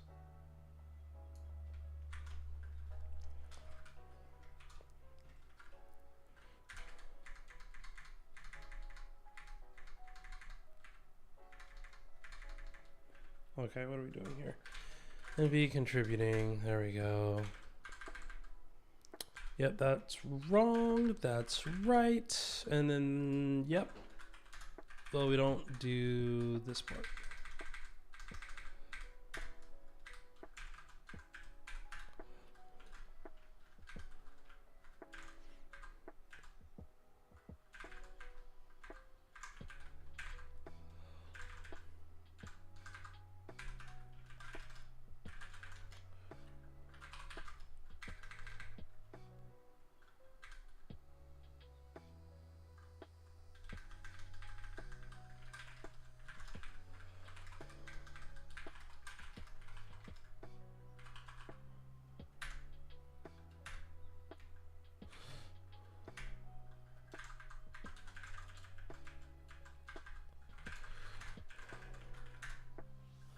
Okay, so we've updated the documentation. We verified that things work.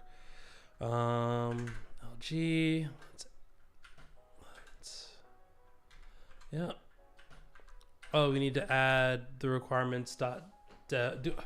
So the question is, do we add the requirements.dev or -dev, or do we just add the... There's a part of me that wants to add it only because then Dependabot is responsible for maintaining it, and then I don't have to do it. Yeah, we can add it.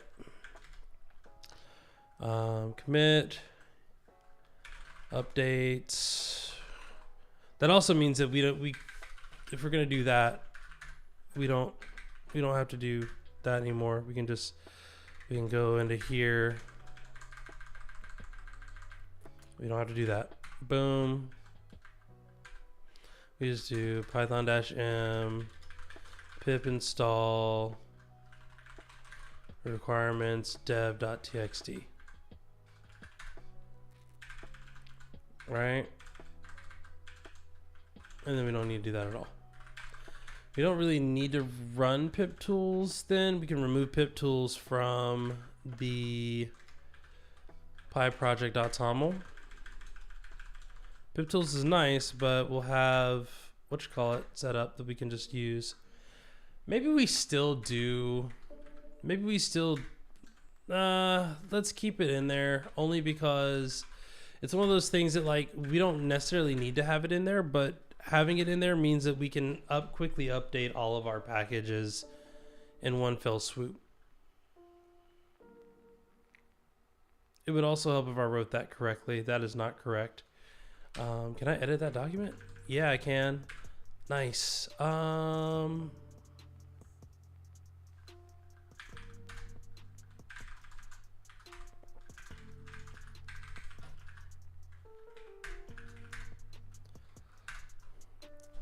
There we go.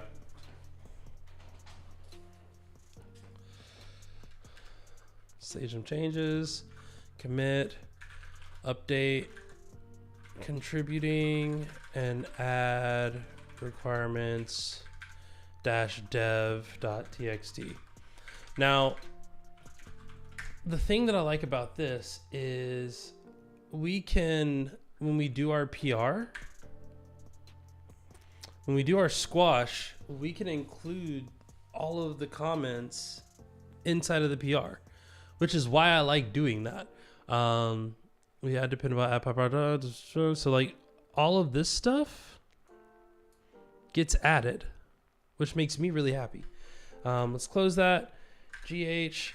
Now, oh, this is a good one. This is a good one. GH PR create -- help. I want to see if you can do the thing with the issues. Use commits and message body for description. Boom. That's the thing that I wanted to figure out, because now you can do create -- fill verbose, and then your PR, when you actually do the things,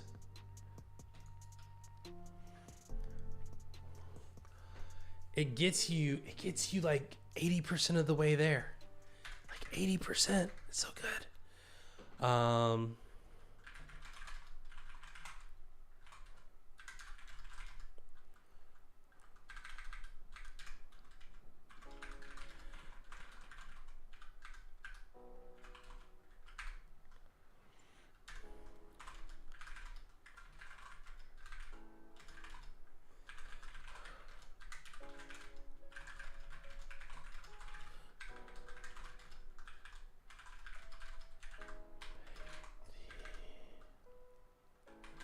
To make the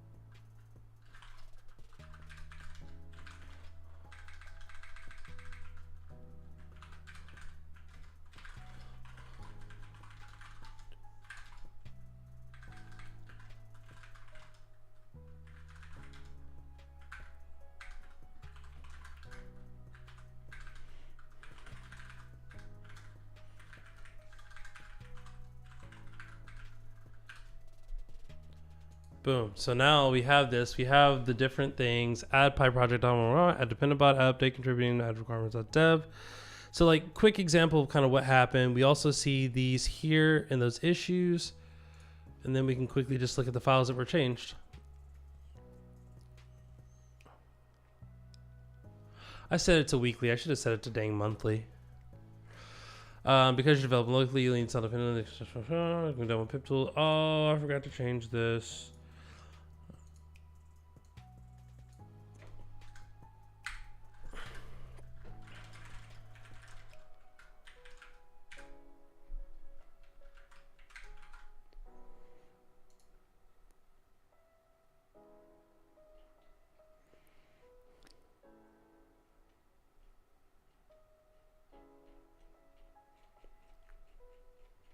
Beautiful, beautiful, beautiful. Let's commit that. Update contributing.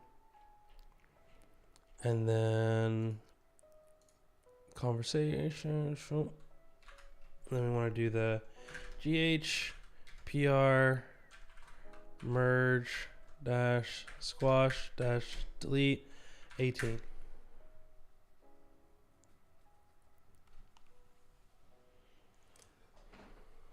So now when we do get log, we see all the things in here that were done.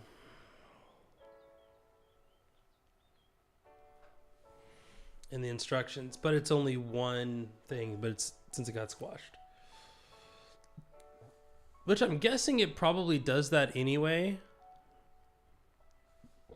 So yeah, the PR description thing is mostly to help you with the PR review. But when you squash, it's only going to squash the commit names into it, which are fine. Okay. All right, so we're on main. Another one. All right.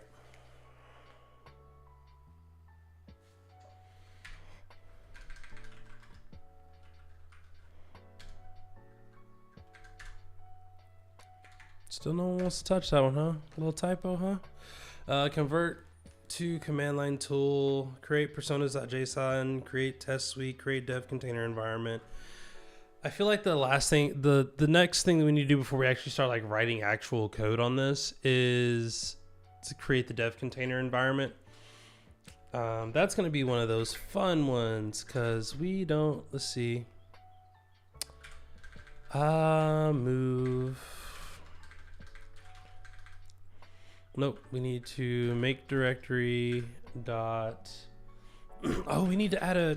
Hold on, we're not done. We're not done with this. So we need to add gh issue create title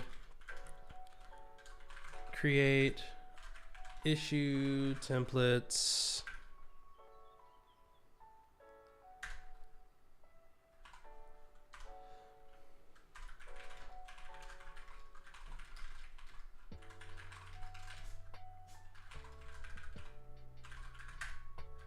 No, get out of here.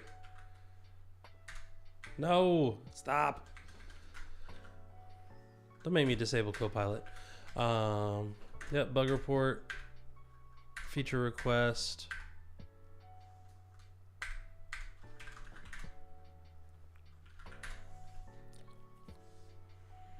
Submit, boom, and then we need gh issue create -t, create pull request template.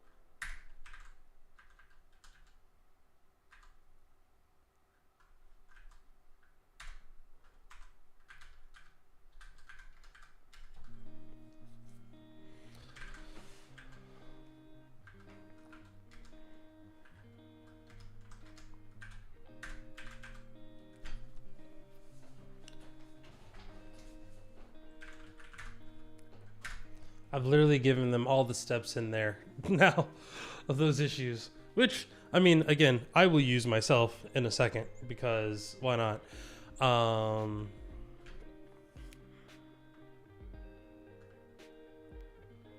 But yeah, I wonder if I can do this. I wonder if I can do GH. First of all, GH issue develop 20 checkout. Let's do that. And then we can do what is it? PR template? Is that what it's called? Pull request? I think it's called pull request template.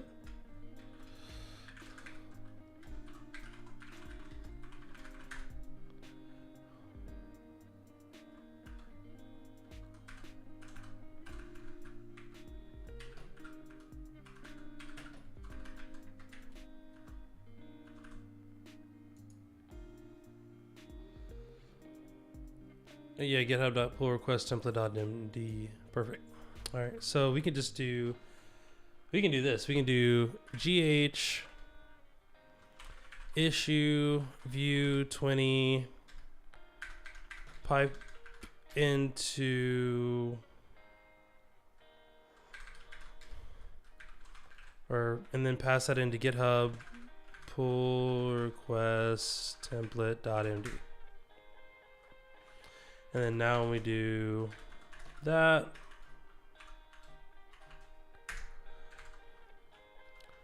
that stuff is not important. Boom.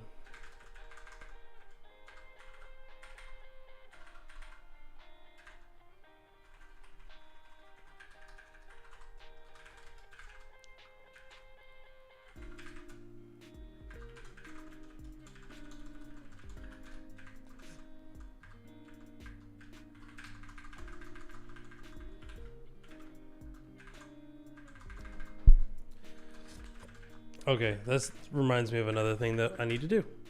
This is gh issue create -t add dot markdown lint dot config. I can't remember if it's config or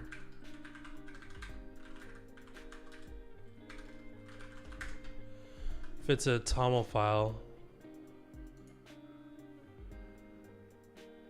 MDLRC for bookmans. That ain't it. That ain't it. That's not it at all. Rules, creating your own rules. No.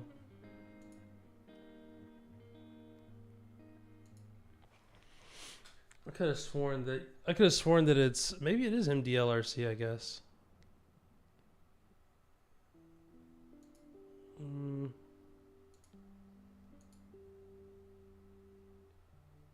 I guess. Unless this is the wrong markdown lint. Who knows? Because there's always like 8,000 markdown lints. Similar project in Node.js. Markdown lint CLI. This is what it is. Markdown lint.js. Pre-config hooks. Where's the config file? Boom.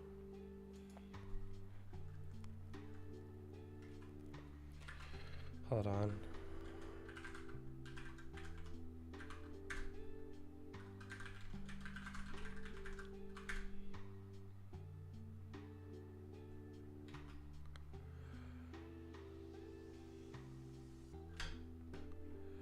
Trying to make sure this is the right one. Reuse these rules sample configuration file. Configuration is stored in JSON, JSON-C, YAML, emitter, total files in the same config format. Markdown.lint.json and MC. Markdown.lint.yaml. Testconfig.toml. This is the one I was thinking of. I think it was a testconfig.toml. That joker. Because then you can just pass in the different things that you want. So create markdown lint. What is the default?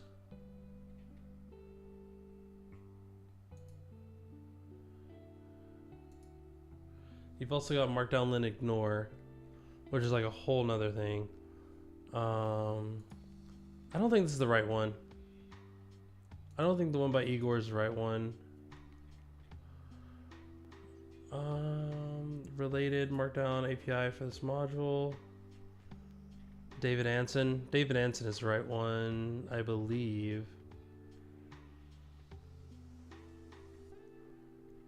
Yeah, you can do your disables inline or you can do them elsewhere.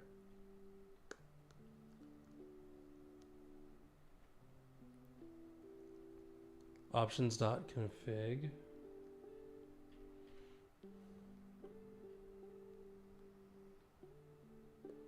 JSON file. So that one only does JSON file.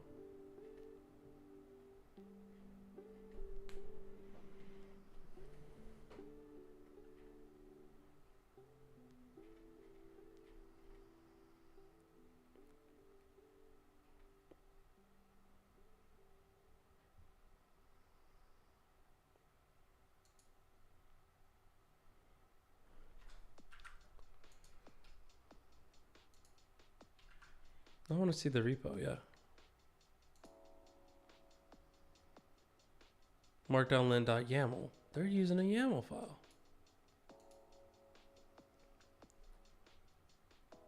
And the YAML file looks correct. Markdownlint.yaml. Okay. GitHub in light mode is criminal activity. I'm sorry. I'm sorry for your retinas. My bad. Hold on. Let me... are you happy? How do I even...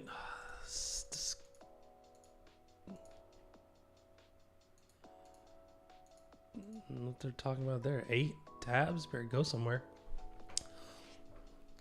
I hope you're happy now. I hope you're happy now, Marshall. If you're not, I'm just gonna call you ungrateful. That my brain is struggling to process this right now. GitHub has always been in light mode for me. Even when people are like, "Oh, dark mode," I'm like, "No, not at all."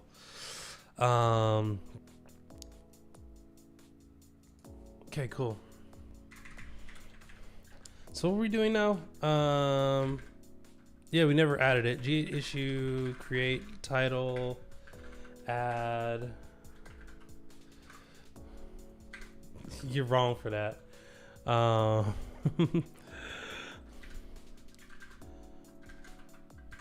Markdownlint.yaml.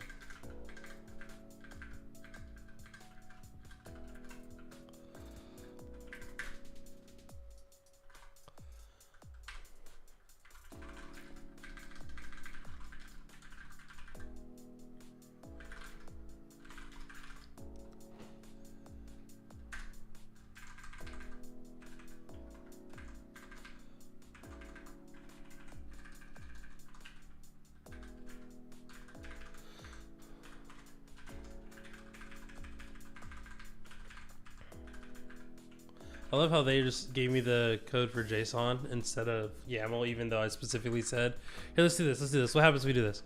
Make a markdownlint.yaml file that will be used to lint the markdown files. Autocomplete says YAML. Code says what? It's like I don't know what to do. It's like I just don't like what am I? Yep, MD13 line. Okay, so now you can modify the line length. We're just gonna set this to false. Can we just false?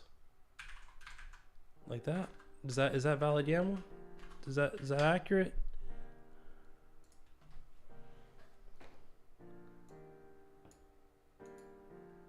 Yeah. Oh no, you do it in the same line. MD13 is false, like that. And then we'll do some other things in there too. I'm actually not a first heading, so I would actually say MD41 in most cases can be ignored. MD041 false. Something like that.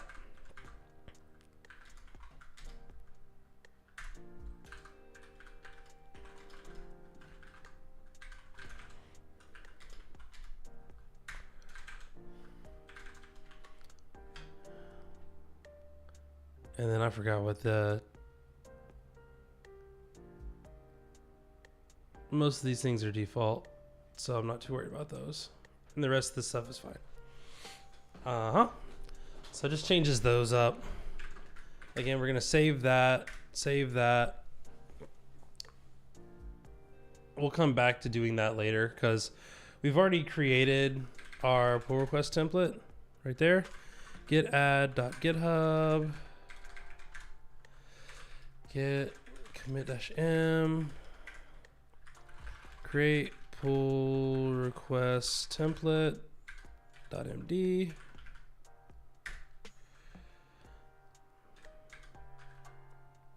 Because I'm lazy, we're gonna push this way. Because I can never. I think you can actually do the PR this way too. Oh no, you got to do it that way. You got to do like the. Yeah, you got to do the. I love how it's like GHRP PR create and then it creates it. Yep, looks right. I should have did the verbose thing, but it's fine. Creates.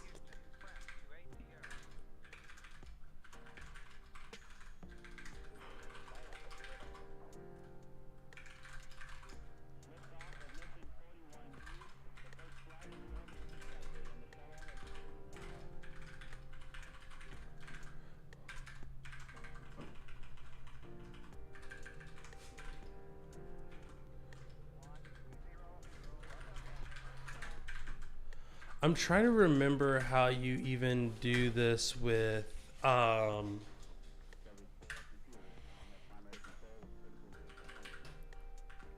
trying to remember how you do this with how you would create the PR. Let me see.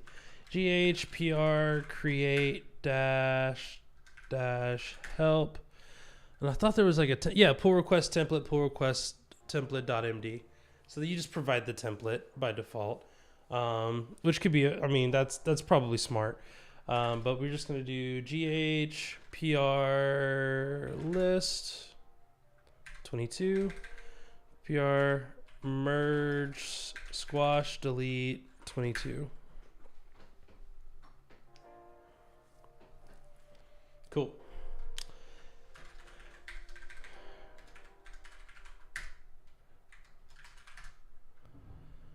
Let's add that markdown lint.yaml.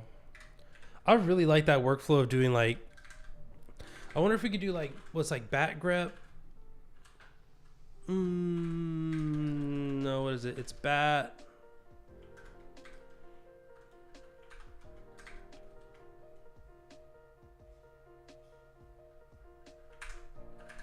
GH issue view 21, right? Ooh. Did not like that. Did not like that. Did not like that. All right, so what if we do this, and then what if we say...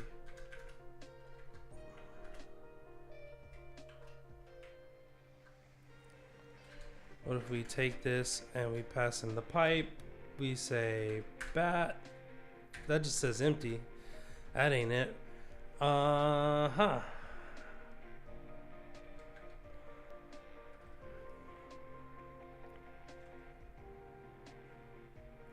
What if we do echo?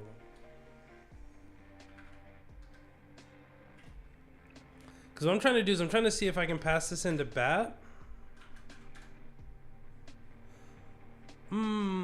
Oh, that adds it all in one file though. We don't want that. That's gross.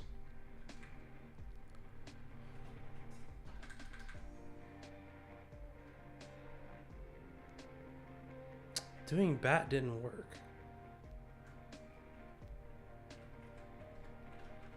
That's weird. Oh, it says command not found title. So it just takes this. Okay, so here's what we're trying to do. This is like one of those things that, like, if I figure out how to do it, it's really cool, and it's like one of those like nice blog post or video type things. So I can do GH issue view 21, right? And that's gonna give me this content here. Now, because I tried to be nice and give it like actual code, I wonder if we can, hold on, maybe it's in help. We do help, boom. Oh, you. I mean, ChatGPT probably does know how to do this. The JSON field, though. All right. So what I'm trying to do basically is, I wanted to see if I could. You can do JQ. You can do a JQ expression too, which is kind of cool. I kind of don't need the JQ expression. I just need like the. I just need like this the comment. Oh, I guess that won't work either. That wouldn't work either. Never mind. Because, yeah, we don't need any of that stuff. We just need the body. So I guess we could do like dash Q star.body like that. Cannot use JQ without specifying JSON. Oh, yeah. I guess JSON body. You receive 2 arguments. Okay, you know what? We're just gonna do this. Boom, body like that. And we do want the Q. This is where like I've been playing around with JQ too much, so now I can just do. Whoa, there we go. If I do this, I can do what dot body.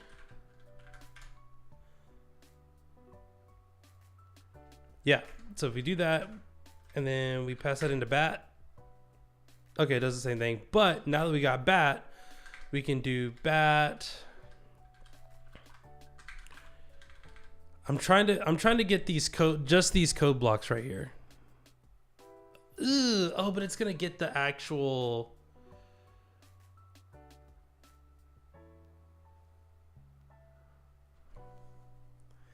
That's what I'm trying to find. Is like, see if I can do bat grep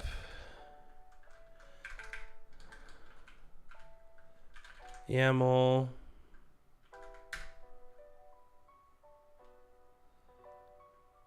it did not like that. It did not like that command. All right, you know what? It's more than it's worth. We can just do this. GH issue view 21 pipe markdown lint dot YAML. Boom, we do that. Then we go into dot markdown lint dot YAML, and we basically delete everything above that. We delete everything below that. Boom, boom. So now we can check this out when we go to nv.github. Also, Kojo, how's it going? You turned on the internet. I am working on an open source project for work that I have become the maintainer of, that I am trying to set up so that other people can contribute to it. So I'm doing all the contributor bits, which is fun. So now we can do pull request template, and we should see, boom, perfect. Because if you remember before, when we, let's just move markdown lint.yaml to old.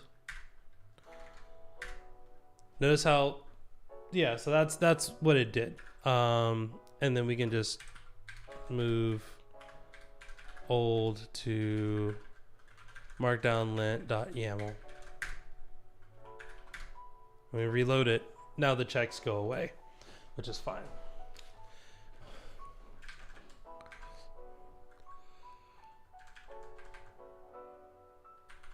I don't know why there were fence blocks in there.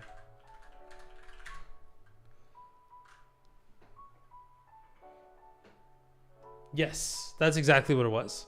So this is the work that's going into that, but I'm also trying to get into the habit of, 1, using the terminal, and then 2, going through the process and doing the steps correctly so that I don't do them incorrectly. So it's more like muscle memory building of what I'm doing right now. Like, what I just did was wrong. Like, what I just did was, I mean, what I did was fine, but what I did was wrong, because if I do get status now, I updated that pull request template. This PR is not about that pull request template. It's about adding the markdown lint.yaml file. So I need to get checkout.github, and it's dumb in some ways. In my mind, I know I'm like doing some research on the Olympic breakdance. Okay, here's the thing. There were like a handful of bad breakdancers. The other ones weren't great, but it felt like a movie. It's like whenever they did like Stomp the Yard and stuff like that, how they would effectively like, you're doing the things, but I don't like it. Like, I see what you're doing, and while accurate, it's also, it feels kind of weird, mostly cringeworthy. Like, that's my take on it. I think obviously the Australian team's got some work to do. They need to go back to the lab. That was embarrassing. But like, Japan did good, as Japan often does. The USA did okay. I was kind of like, yo, you could go on YouTube and find out who the best like b-boys, b-folk, is that the correct phrasing now? You could find out who the best people who do breakdancing are in different countries. It's not that hard. And I think that a part of it is, I don't know how much the community likes the idea of breakdancing being an Olympic sport, but I also wonder like how many of those individuals were reached out to, or if they were like, crap, we just got to field somebody, I don't know. And then someone who was like, I took a college course on the history of breakdancing. They were like, congratulations, you're hired. That's what it felt like in many ways. Anyway, what I was saying was, it seems there are deeper levels to it, looking at why the Australian woman was even there. Yeah.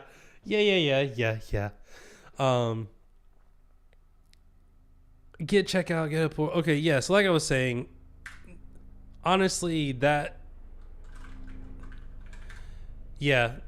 as much as I want to do those quick fix type things, you have to be in the habit of not doing those things, because that history doesn't get tracked. And while history at this point is not important, long term, doing those little things will mess you up. So again, it's not necessarily like this is a problem. It's more perfect practice makes perfect, not practice. Repetition makes habit. But yeah. No. Yeah, please send me the details. But I'm interested in learning more. All right, remove code block. My typing is gonna mess me up, because when I read and type at the same time, it doesn't come out right, and I will say something wrong. Like, instead of code blocks, code blacks, which is like, what are these code blacks? Whoa. I type the word black more than I type the word block is the problem. So my brain immediately wants to just type in black instead of block. GH issue create. Oh, why can't I type right now? -T remove code blocks from pull request template.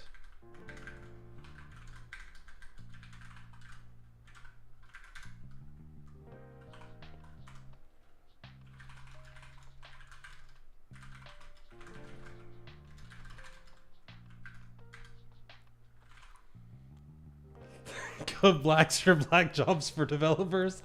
Oh no. I heard someone say in a podcast, they were like, two white individuals talking about Kamala Harris, and they said the words, and I quote, "Donald Trump is trying to take her black job." And I was just like, I don't like that. I like accurate question mark. the way it was said, I don't know.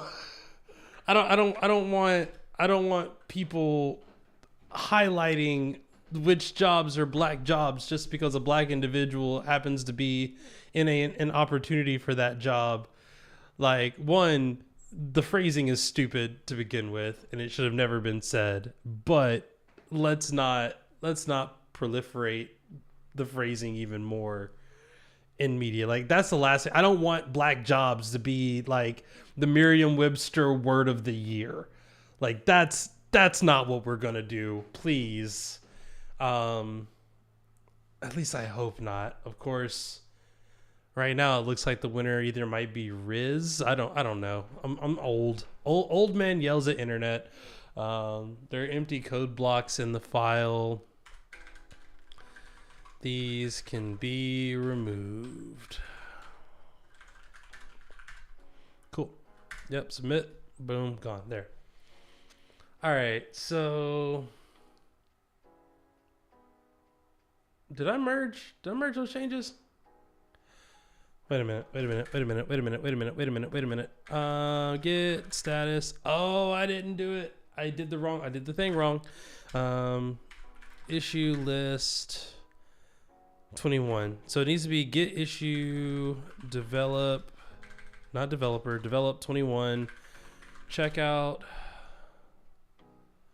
Now what I'm hoping is my status is still there. Status is still there.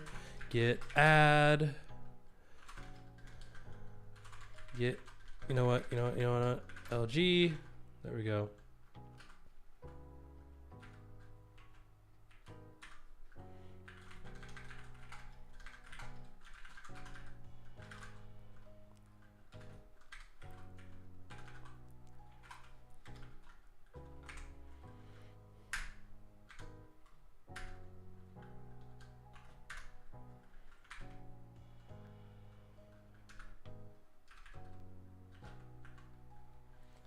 GHPR create.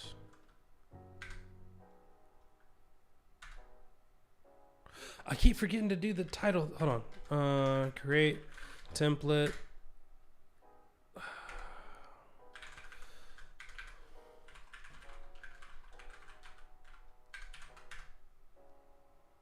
Oh, I also did -T, right? Title, body. Yeah, there we go. See, this is what we were trying to do here. Can I mark these? I wonder. Let's see. Code. Nope. Come on. Space in there. Space code. Line dot code action. Nope. Don't want a table of contents. That's not it. Code source action. That does nothing.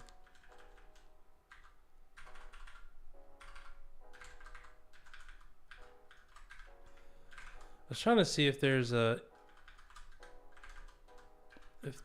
way to, I mean, I could just do that. That does it too.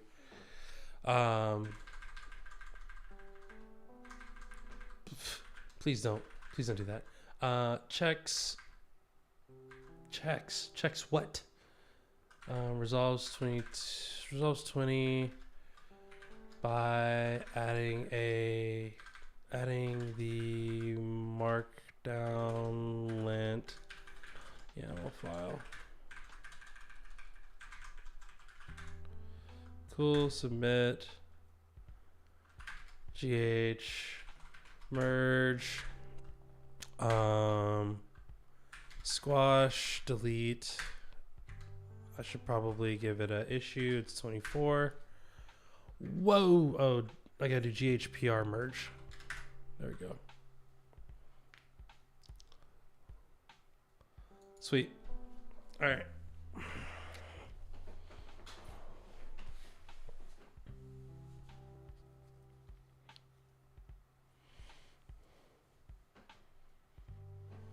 You know what I should do? GH issue list. And then we'll do GH issue tag. No.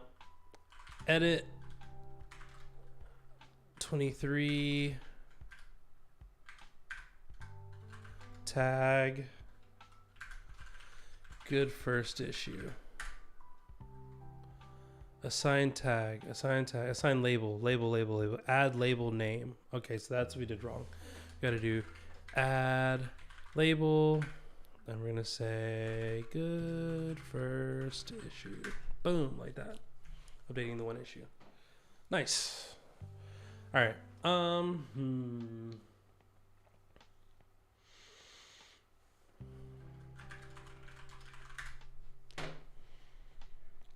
Create issue templates. I really don't want to do those, but I need to.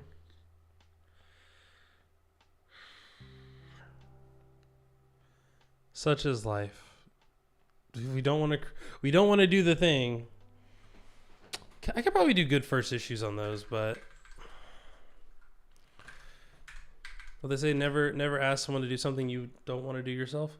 GH issue develop 19 -- checkout.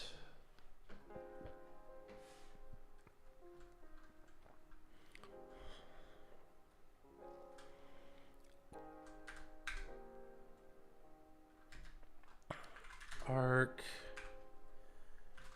GitHub, issue templates. I kind of just don't want to do the old version. Do I have to enable issue templates? Is that a thing? GitHub.com, Ivan Labs, GPT persona classify. Boom.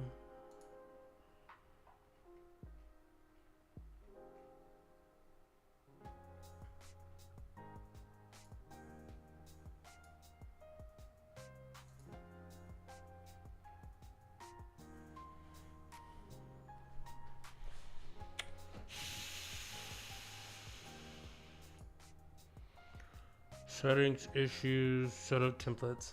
I don't think you have to do the thing, right? We'll just, sure. We're just gonna do those. Yep. Issue templates.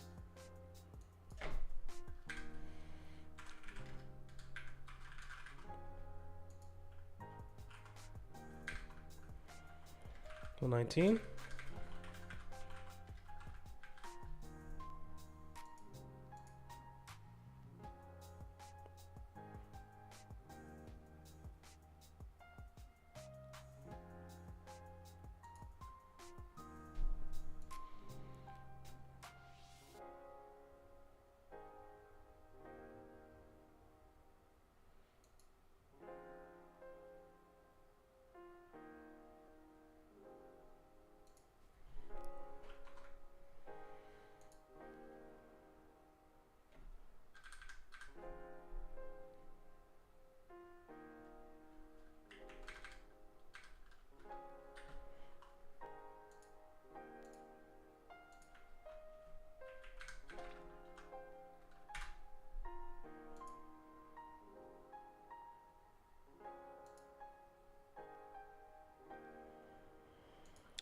Yep. GH issue delete. No.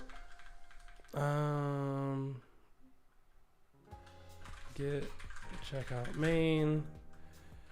Get pull. Bam. There we go. Mostly because I'm lazy. Yeah. Sweet. And then we can do GH origin prune. What was that?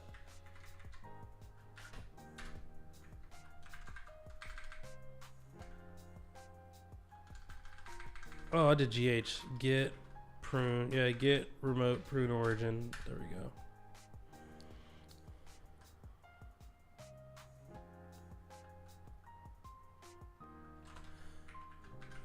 Get branch. Get branch -d 19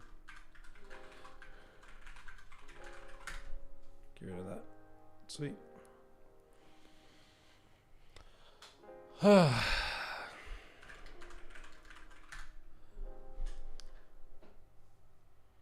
right, are we actually ready to do coding now? Almost. We've got 12, right? So let's do 12.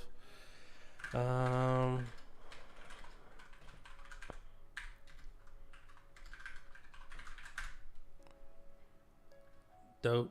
All right, so we're going to convert a command line tool. We're going to use Typer for this. We've got, we need to see touch, Ivan classifier. We need to do dunder init. For those who are part of Black Python devs that know, you know what dunder does. Dunder is one of the magic things. In this case, it lets us iterate across the folder structure itself. So then we do Ivan doing things, classifier, job enrichment vertex is, so from there we're going to import typer app is equal to, come on now, what are we doing? What are we doing? What are we doing? Thank you. Typer. All right. Whew. Okay. A lot of this is moving. So,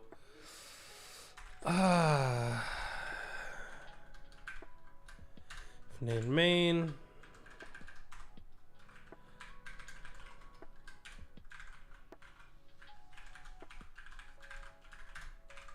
Oh no, it's app.run, right? It's app.run.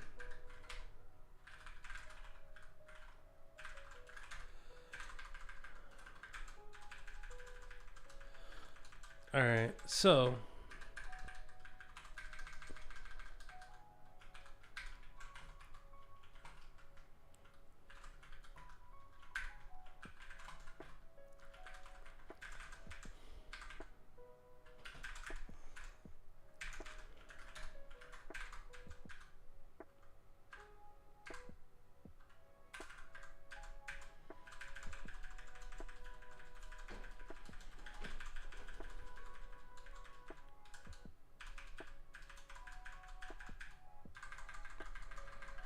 all right, this is the fun part. Main. Right now we're not doing anything with it. We're gonna say app.command. Boom. And then we're just gonna grab all that and we're gonna do that. 156 lines. Ooh. Main. All right, cool. That's just gross. Just gross. And again, I have no idea how this works in general. So yeah, we just got a lot of stuff in here. So we're not using half this stuff. We're not using pathlib import path. We will though. We're not using Pardo client generative AI. We will though. We're not using apparently we are. We don't even have Vertex AI included in here. I didn't even know Vertex AI was a thing. So like that becomes a whole thing that we got to figure out. So now we need to update our requirements here in our project.toml. What do we got here? We need to add, is TQDM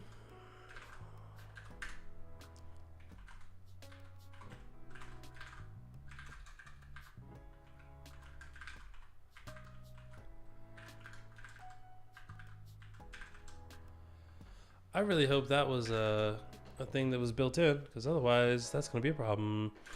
All right.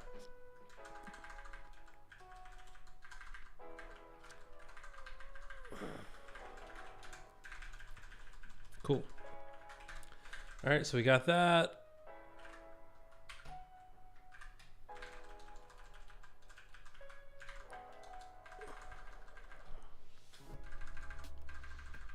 Again, all this is gross, disgusting, disgusting, disgusting. But it accomplishes the thing. It does the thing in which we're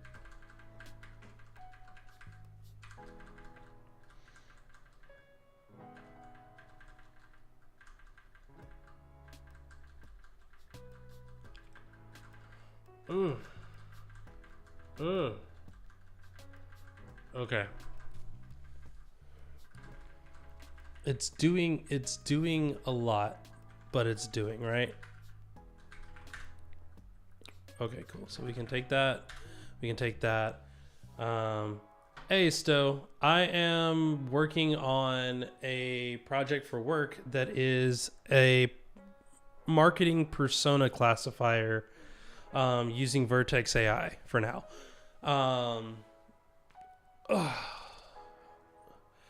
Currently it needs some love. But we're working on it. We're making it work. We're getting there. It's going to be beautiful when we're done. Get status. We need to get add Ivan persona class. Come on. There we go. Yeah, we modified those things. Get add by project.toml. Get.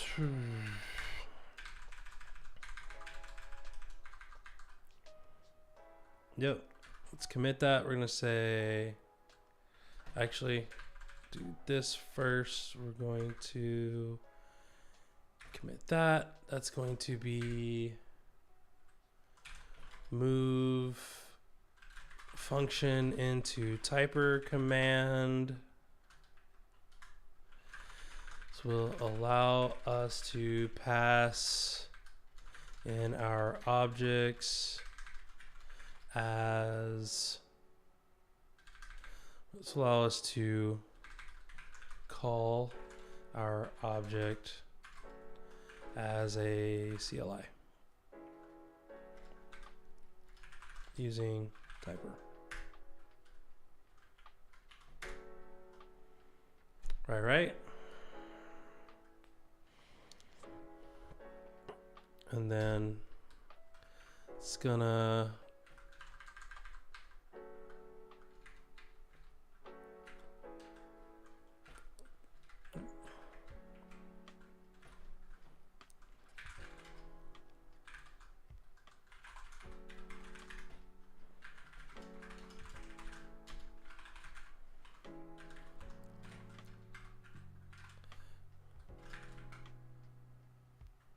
what was the other one? TQDM and what else? Hold on. Boom, boom.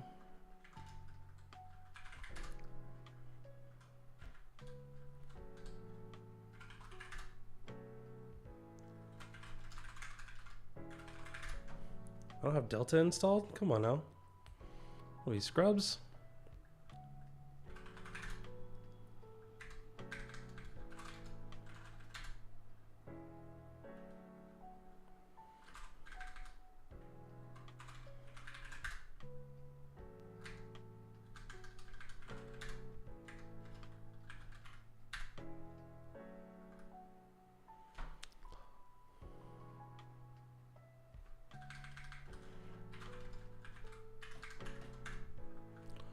Vertex AI. That's the one I was missing.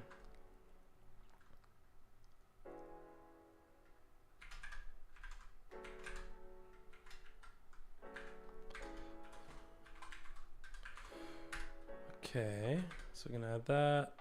Boom, we add that. We push those. I'm going to also come here really quick and then update my tmux config.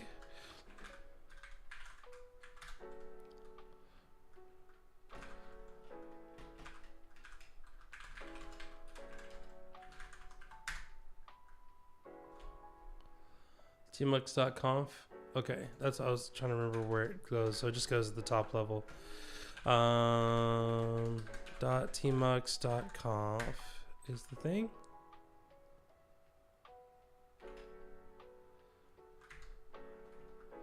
Helps if I actually write it right. There we go. Then we need to do the.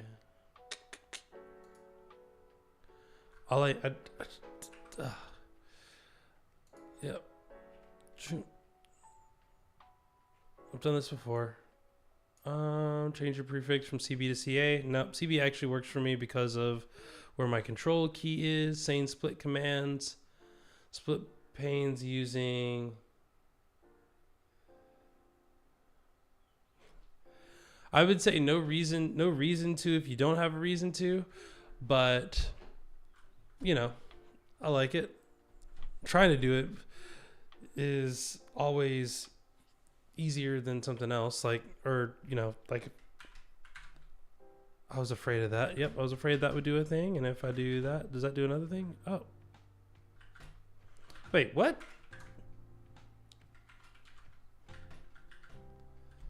That's wild. That's wild. Hold on, what is that doing? So we don't want to use that. All right, well, that's good to know. We don't want the easy config reloads. This is what we wanted. Bind R source file. Yep. Boom.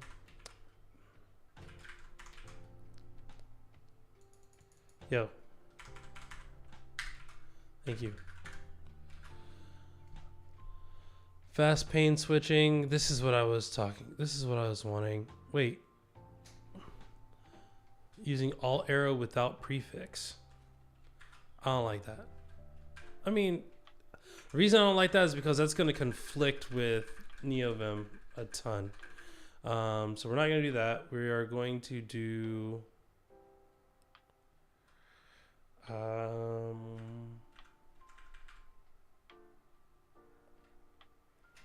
what's the leader file?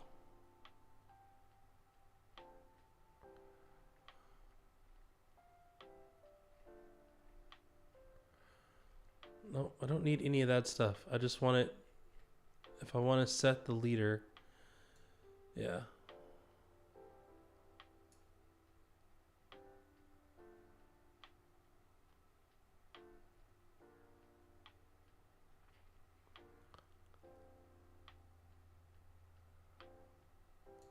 I'm going to break something here, just so we know. Just so we know. It's going to break immediately. We're going to set that to H. That's going to be select pane right. Right? Let's save that. And then, oh wait, I did capital H. That's a different thing. All right, so now let's do control bind R.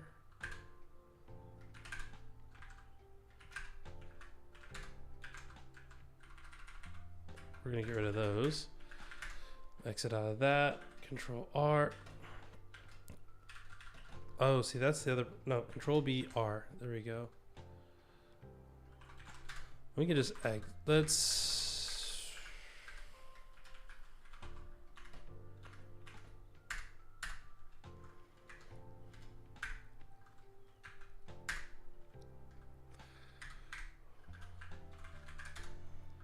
Fam.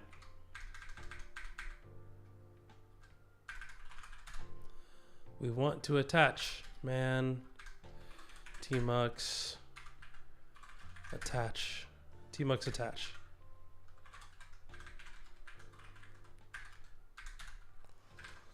So what I want to do is I want to see if I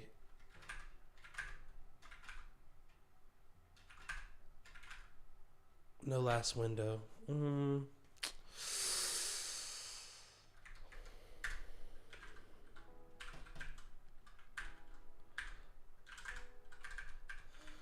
Oh, I wonder if that's because of that. Nope, come on.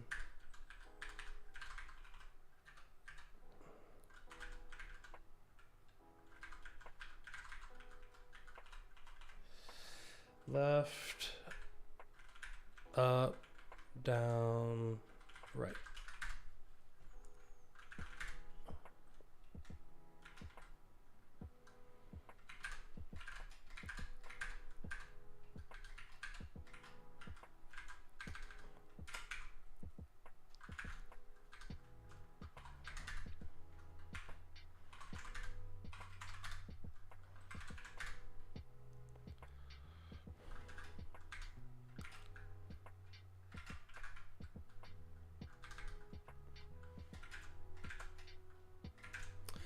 It like refuses to go up.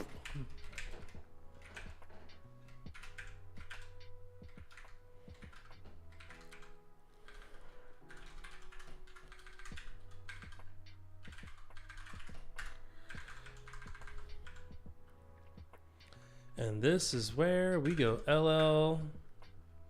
How do I remap my TMUX keys to HJKL?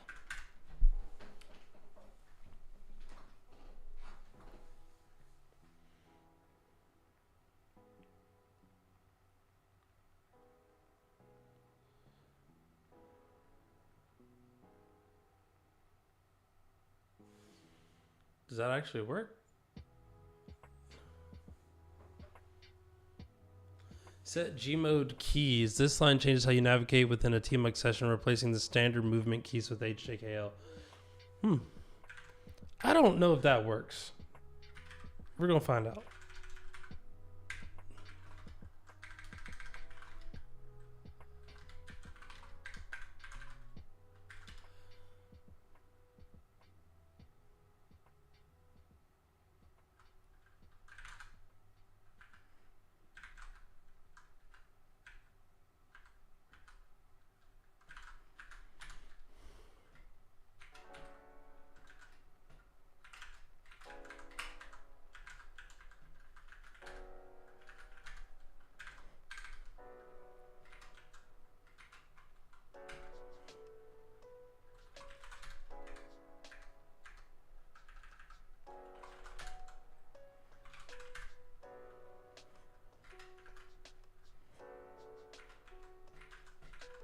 That still didn't work.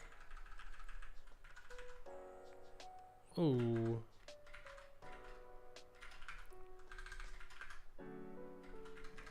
So you can do up and down like that to increase the width. That. But that doesn't work.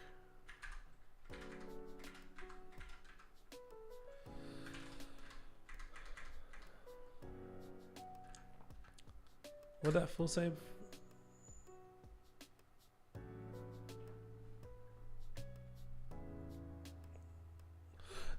I always love how they give you multiple they give you multiple options. That ain't it. That ain't it at all. TMUX. Switch. Panes. HJKL.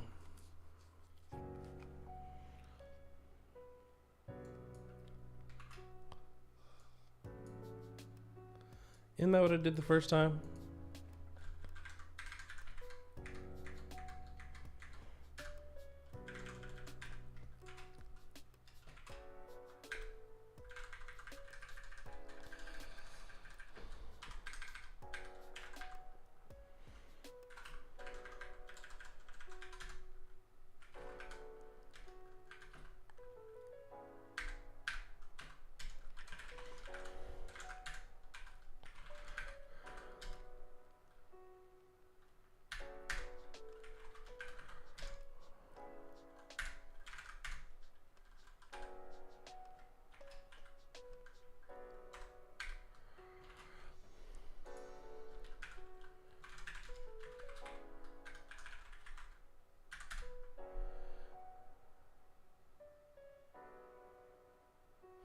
Yeah, I think sometimes there's like with terminal commands, I'm a little bit more trustworthy of it because like I can look at the terminal command and if it's like the first thing you need to do is rm-rf star, I'm gonna be like, no. But in most cases, I can look at it and just be like, that's wrong, you know. Oh, do I not have TPM installed? Oops. Well. There we go. Because like I know I'm supposed to just be able to do Control B up, but I wanted to do Control B like K instead, so I could stay on the home row.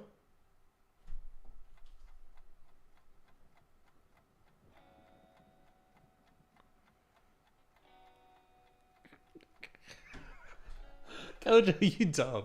I don't know if you're still here, Kojo, but message received. You dumb. And you're not wrong though. You're not wrong though. What was it? What was that screen? Oh yeah. TPM. Brew install TPM.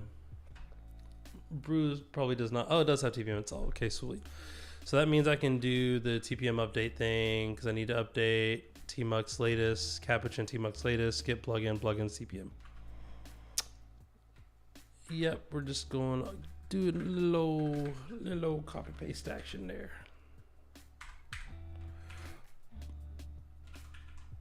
You did not paste though. I mean, it could have been. It's just, I mean, you gotta tell them how you really feel. By the way, did you see the announcement that DreamCon next year is going to be in Houston? Which I am excited for, because I'm like, I want to go to DreamCon. You know, it's gonna be fun. All right, go work on some other stuff.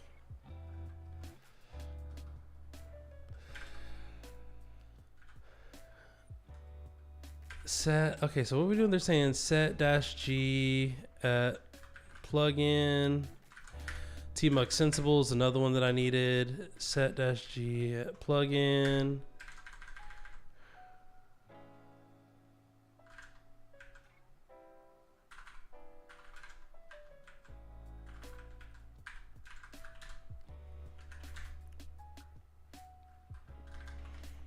You're supposed to do like tmux install, right?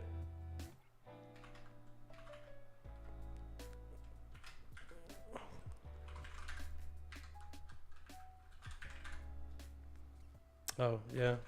You're not wrong.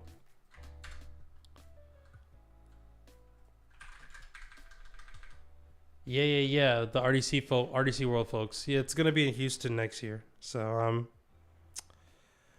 I'm interested in that. I mean, one, it's kind of cool that there is this, you know, convention type thing going on, but one, it's also in Houston, which is convenient for me.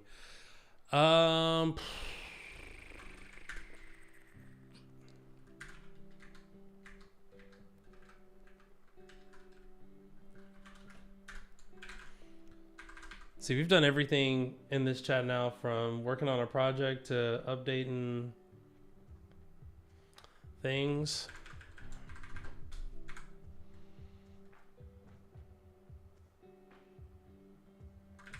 I don't know what tmux resurrect is. What is tmux resurrect? That one, I feel like that's one of those that I don't remember.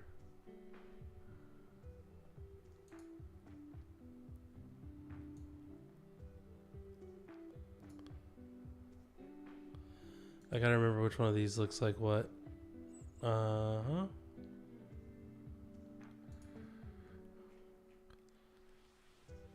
think we're looking for the frappe.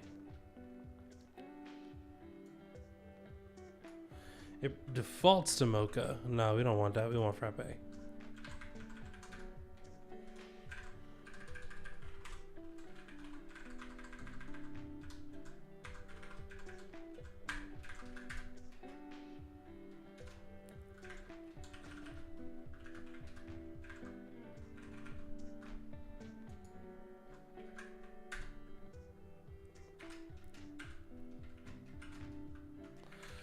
Wait, can I just reload this way?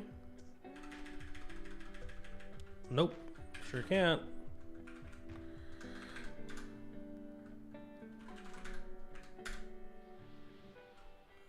Why is TPM not activating?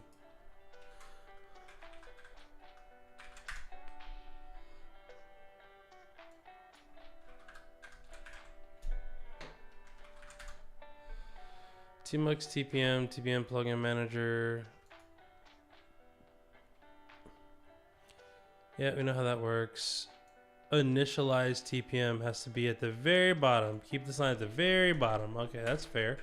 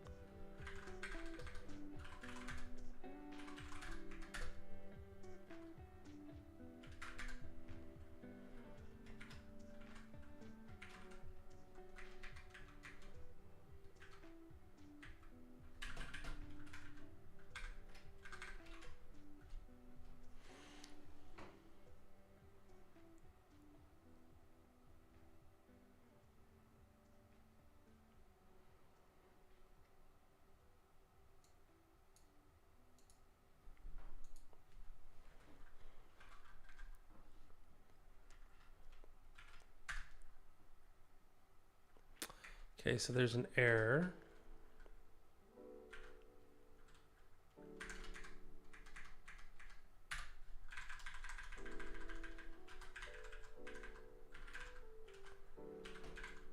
Oh snap.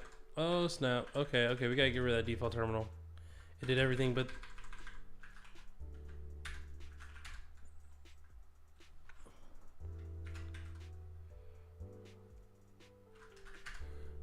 Oh yeah, see, it's actually working now.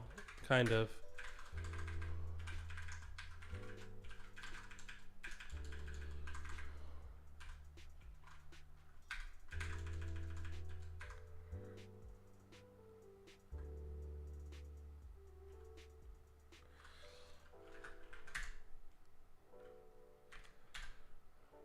But what's not working? I wonder.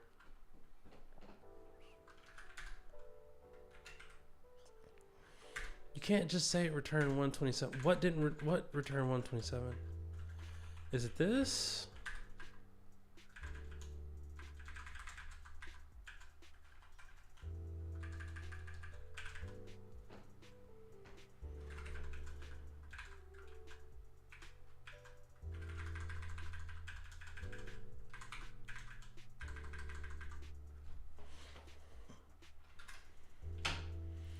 See other examples. Branch, reload source. That's it. Add new plugin. T-minus said G plugin. Press prefix I.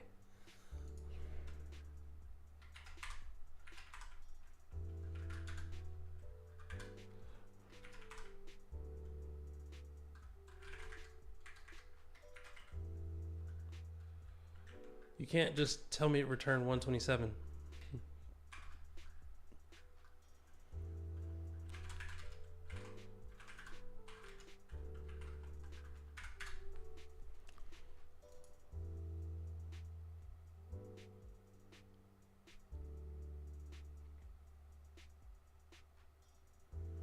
Command not found.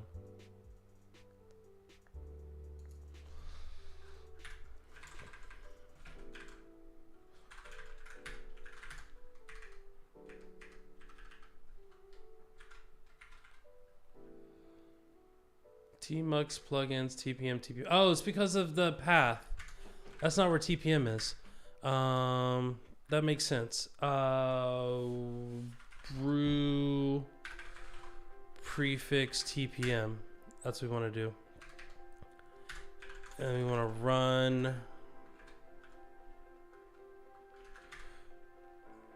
brew up TPM. Okay, so this is gonna be shoot right there.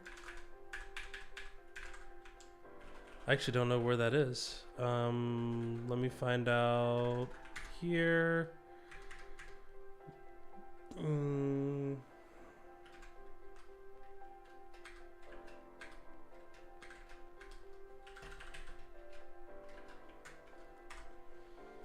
CD, actually ls-g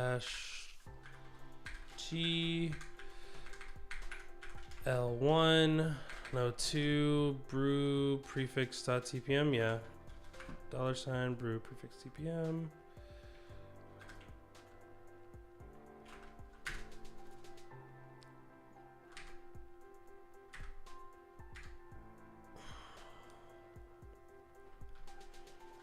So they're telling me that that's just by itself. That's what it is.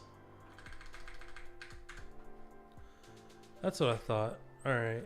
Dash share dash tpm dash tpm. That's what we're trying to do. tpm.tpm. That's what we're trying to do right there. Zoom. Copy that.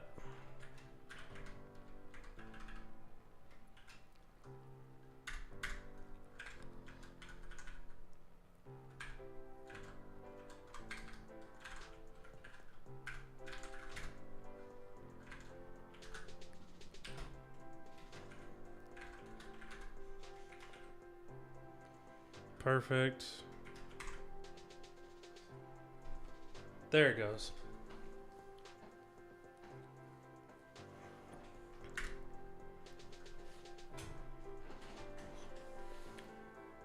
All right, so now we got that moved up to the top.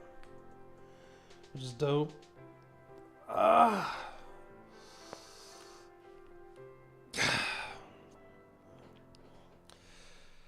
So we got our TPM stuff installed.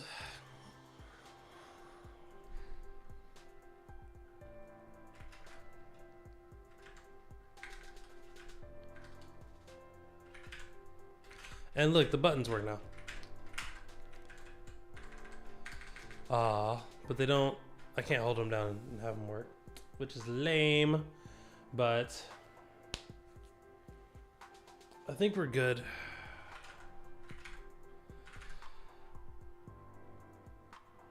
Z.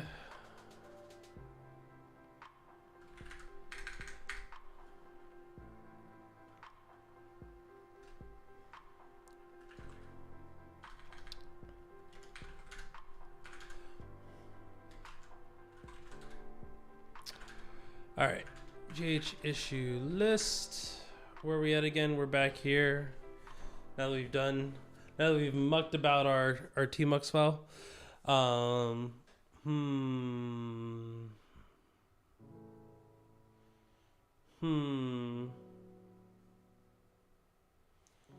So convert to command line tool is the thing that we were doing, right?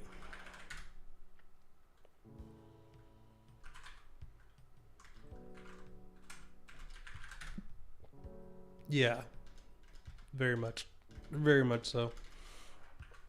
All right. Oh, see, we don't even have the pre-commit stuff done yet. GH.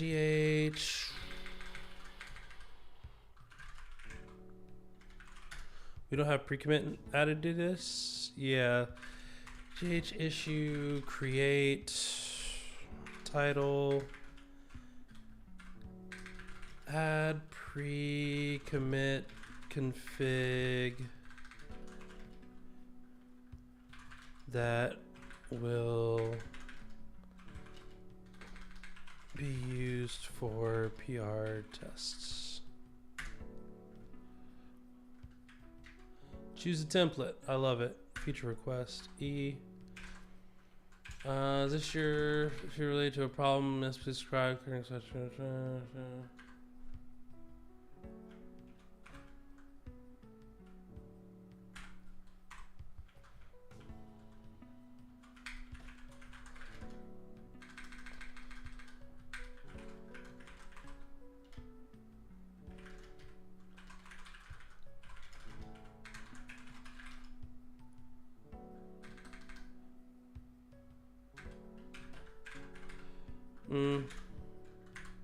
Part of me actually doesn't really want to run pre-commit. Like this is the part where I fight with myself, because I could just do rough check,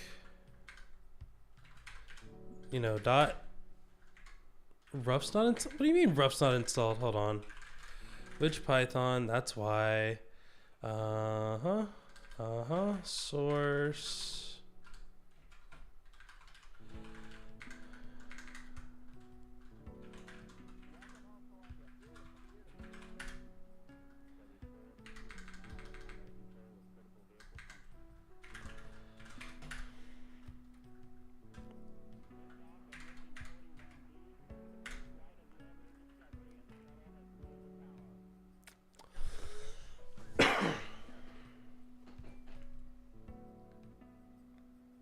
Those are all, none of those need to be used except for this one. Except for that bottom one. Check. So that's going to be Ivan persona classifier, job title, Richmond vertex, right? And then we do dash fix. That'll fix it. Yeah, I didn't think it could be fixed.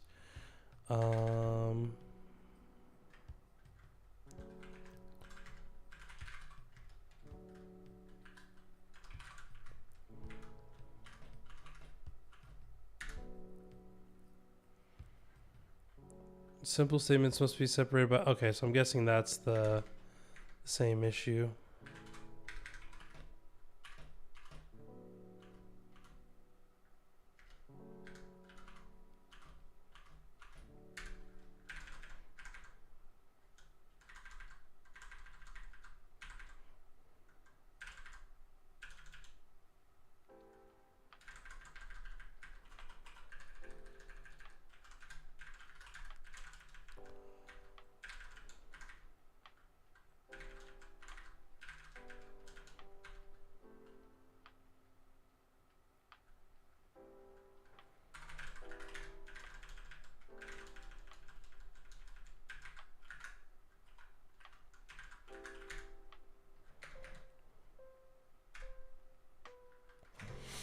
Okay, that's good. That's good. Boom. Like, it's just easier to do that.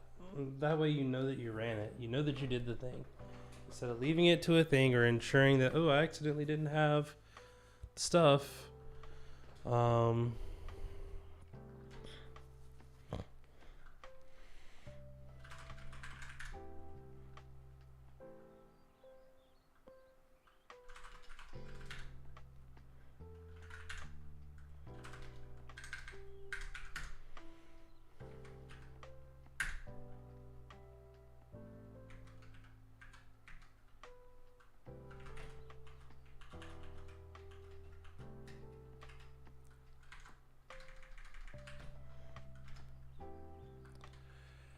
Commit.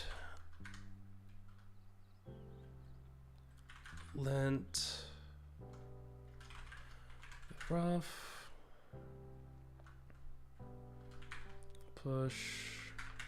Do that.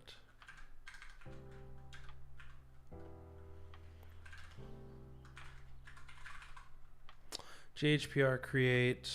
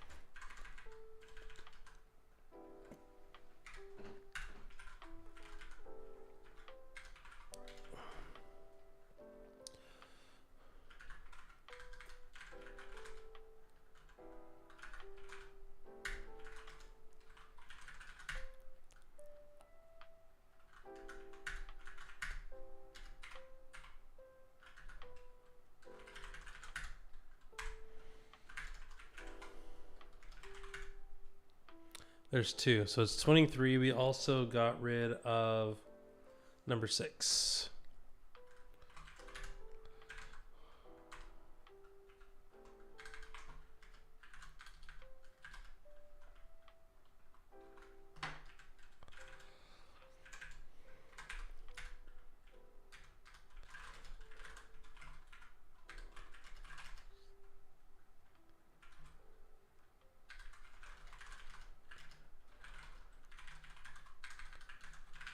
Oh, I guess I didn't run typer on it, but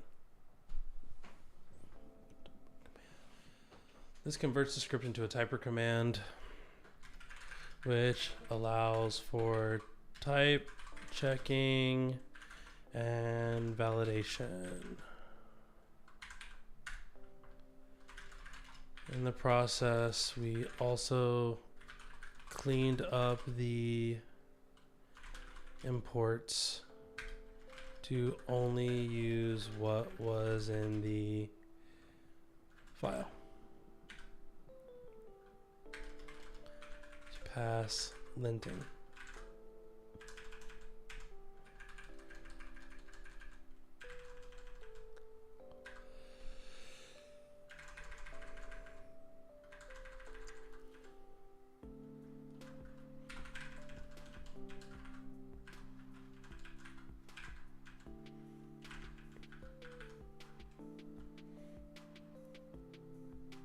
I'm still surprised there isn't like a markdown checkbox thing.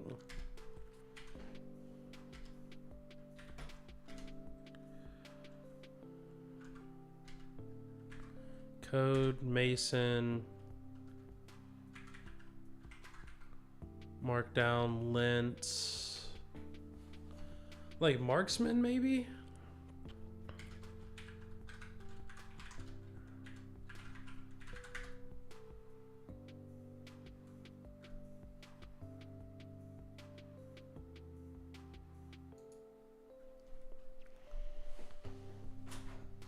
Yeah, LSP server for markdown.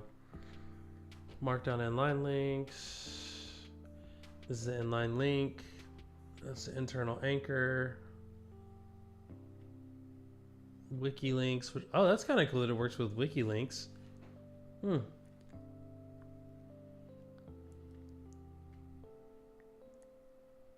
NeoVim, Mason, automatic server installation.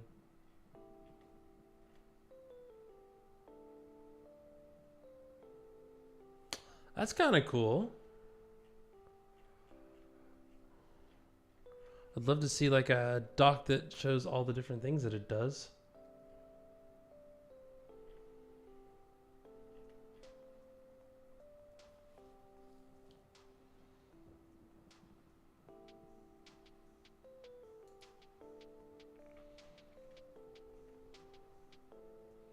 Document symbols for headings, completion online reference, go to definition. Go to definition's kind of cool. Find references, diagnostics for WikiLink, support multi-folder workspaces, more fine-grained structured code lens, references on headings, rename, refactor, add support for images. Add check, add build Jekyll. I was just hoping you could.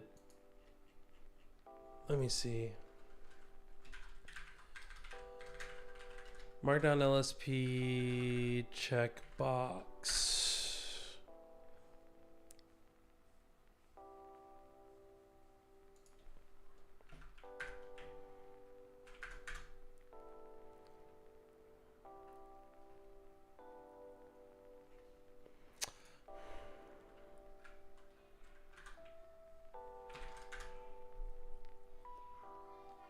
Small markdown mapping. Yeah, I could just do the markdown mapping.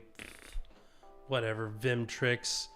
I see you, Vim tricks. What are they saying to do? Leader TT wants the Vim checkbox plugin.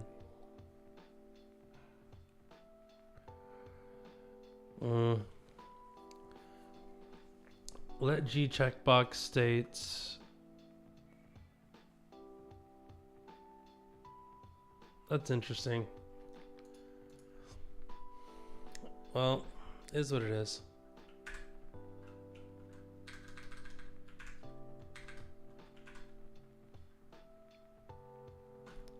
Let's get those updated.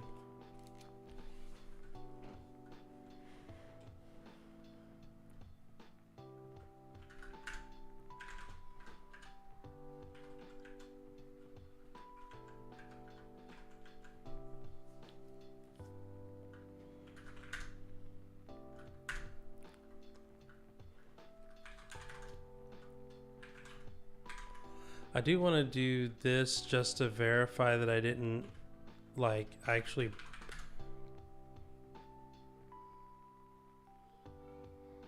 Oh, it is doing a lot right now, which tells me that something feels wrong. Module not found .env. That's true. Python-m pip install .env. There is no .env. What am I doing? Python.env. There we go.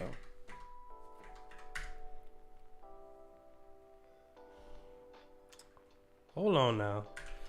mvpy project.toml, tq.m, python.env right there.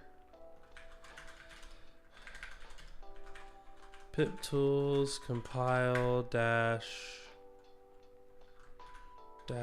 extras equals dev, extra equals dev, output file equals requirements.dev.txt.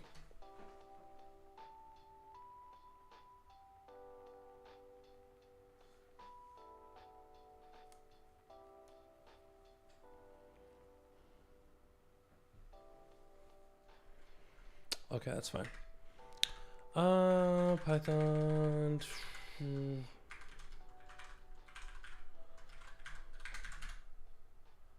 Cool.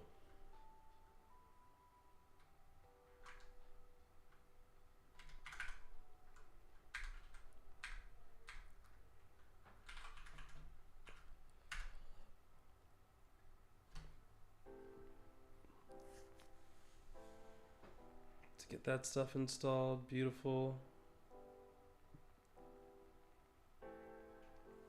Lovely. All right.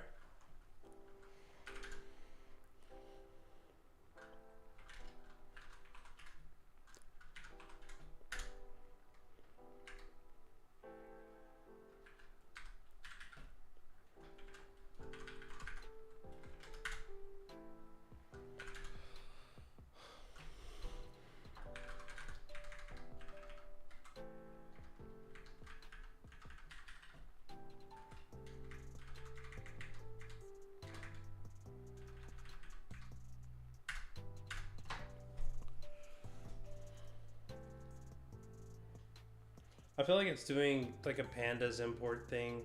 It's kind of annoying. It's taking a long time.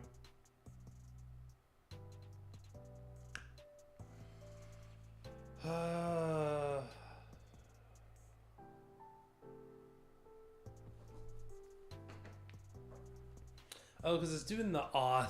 Ugh, boo. I mean,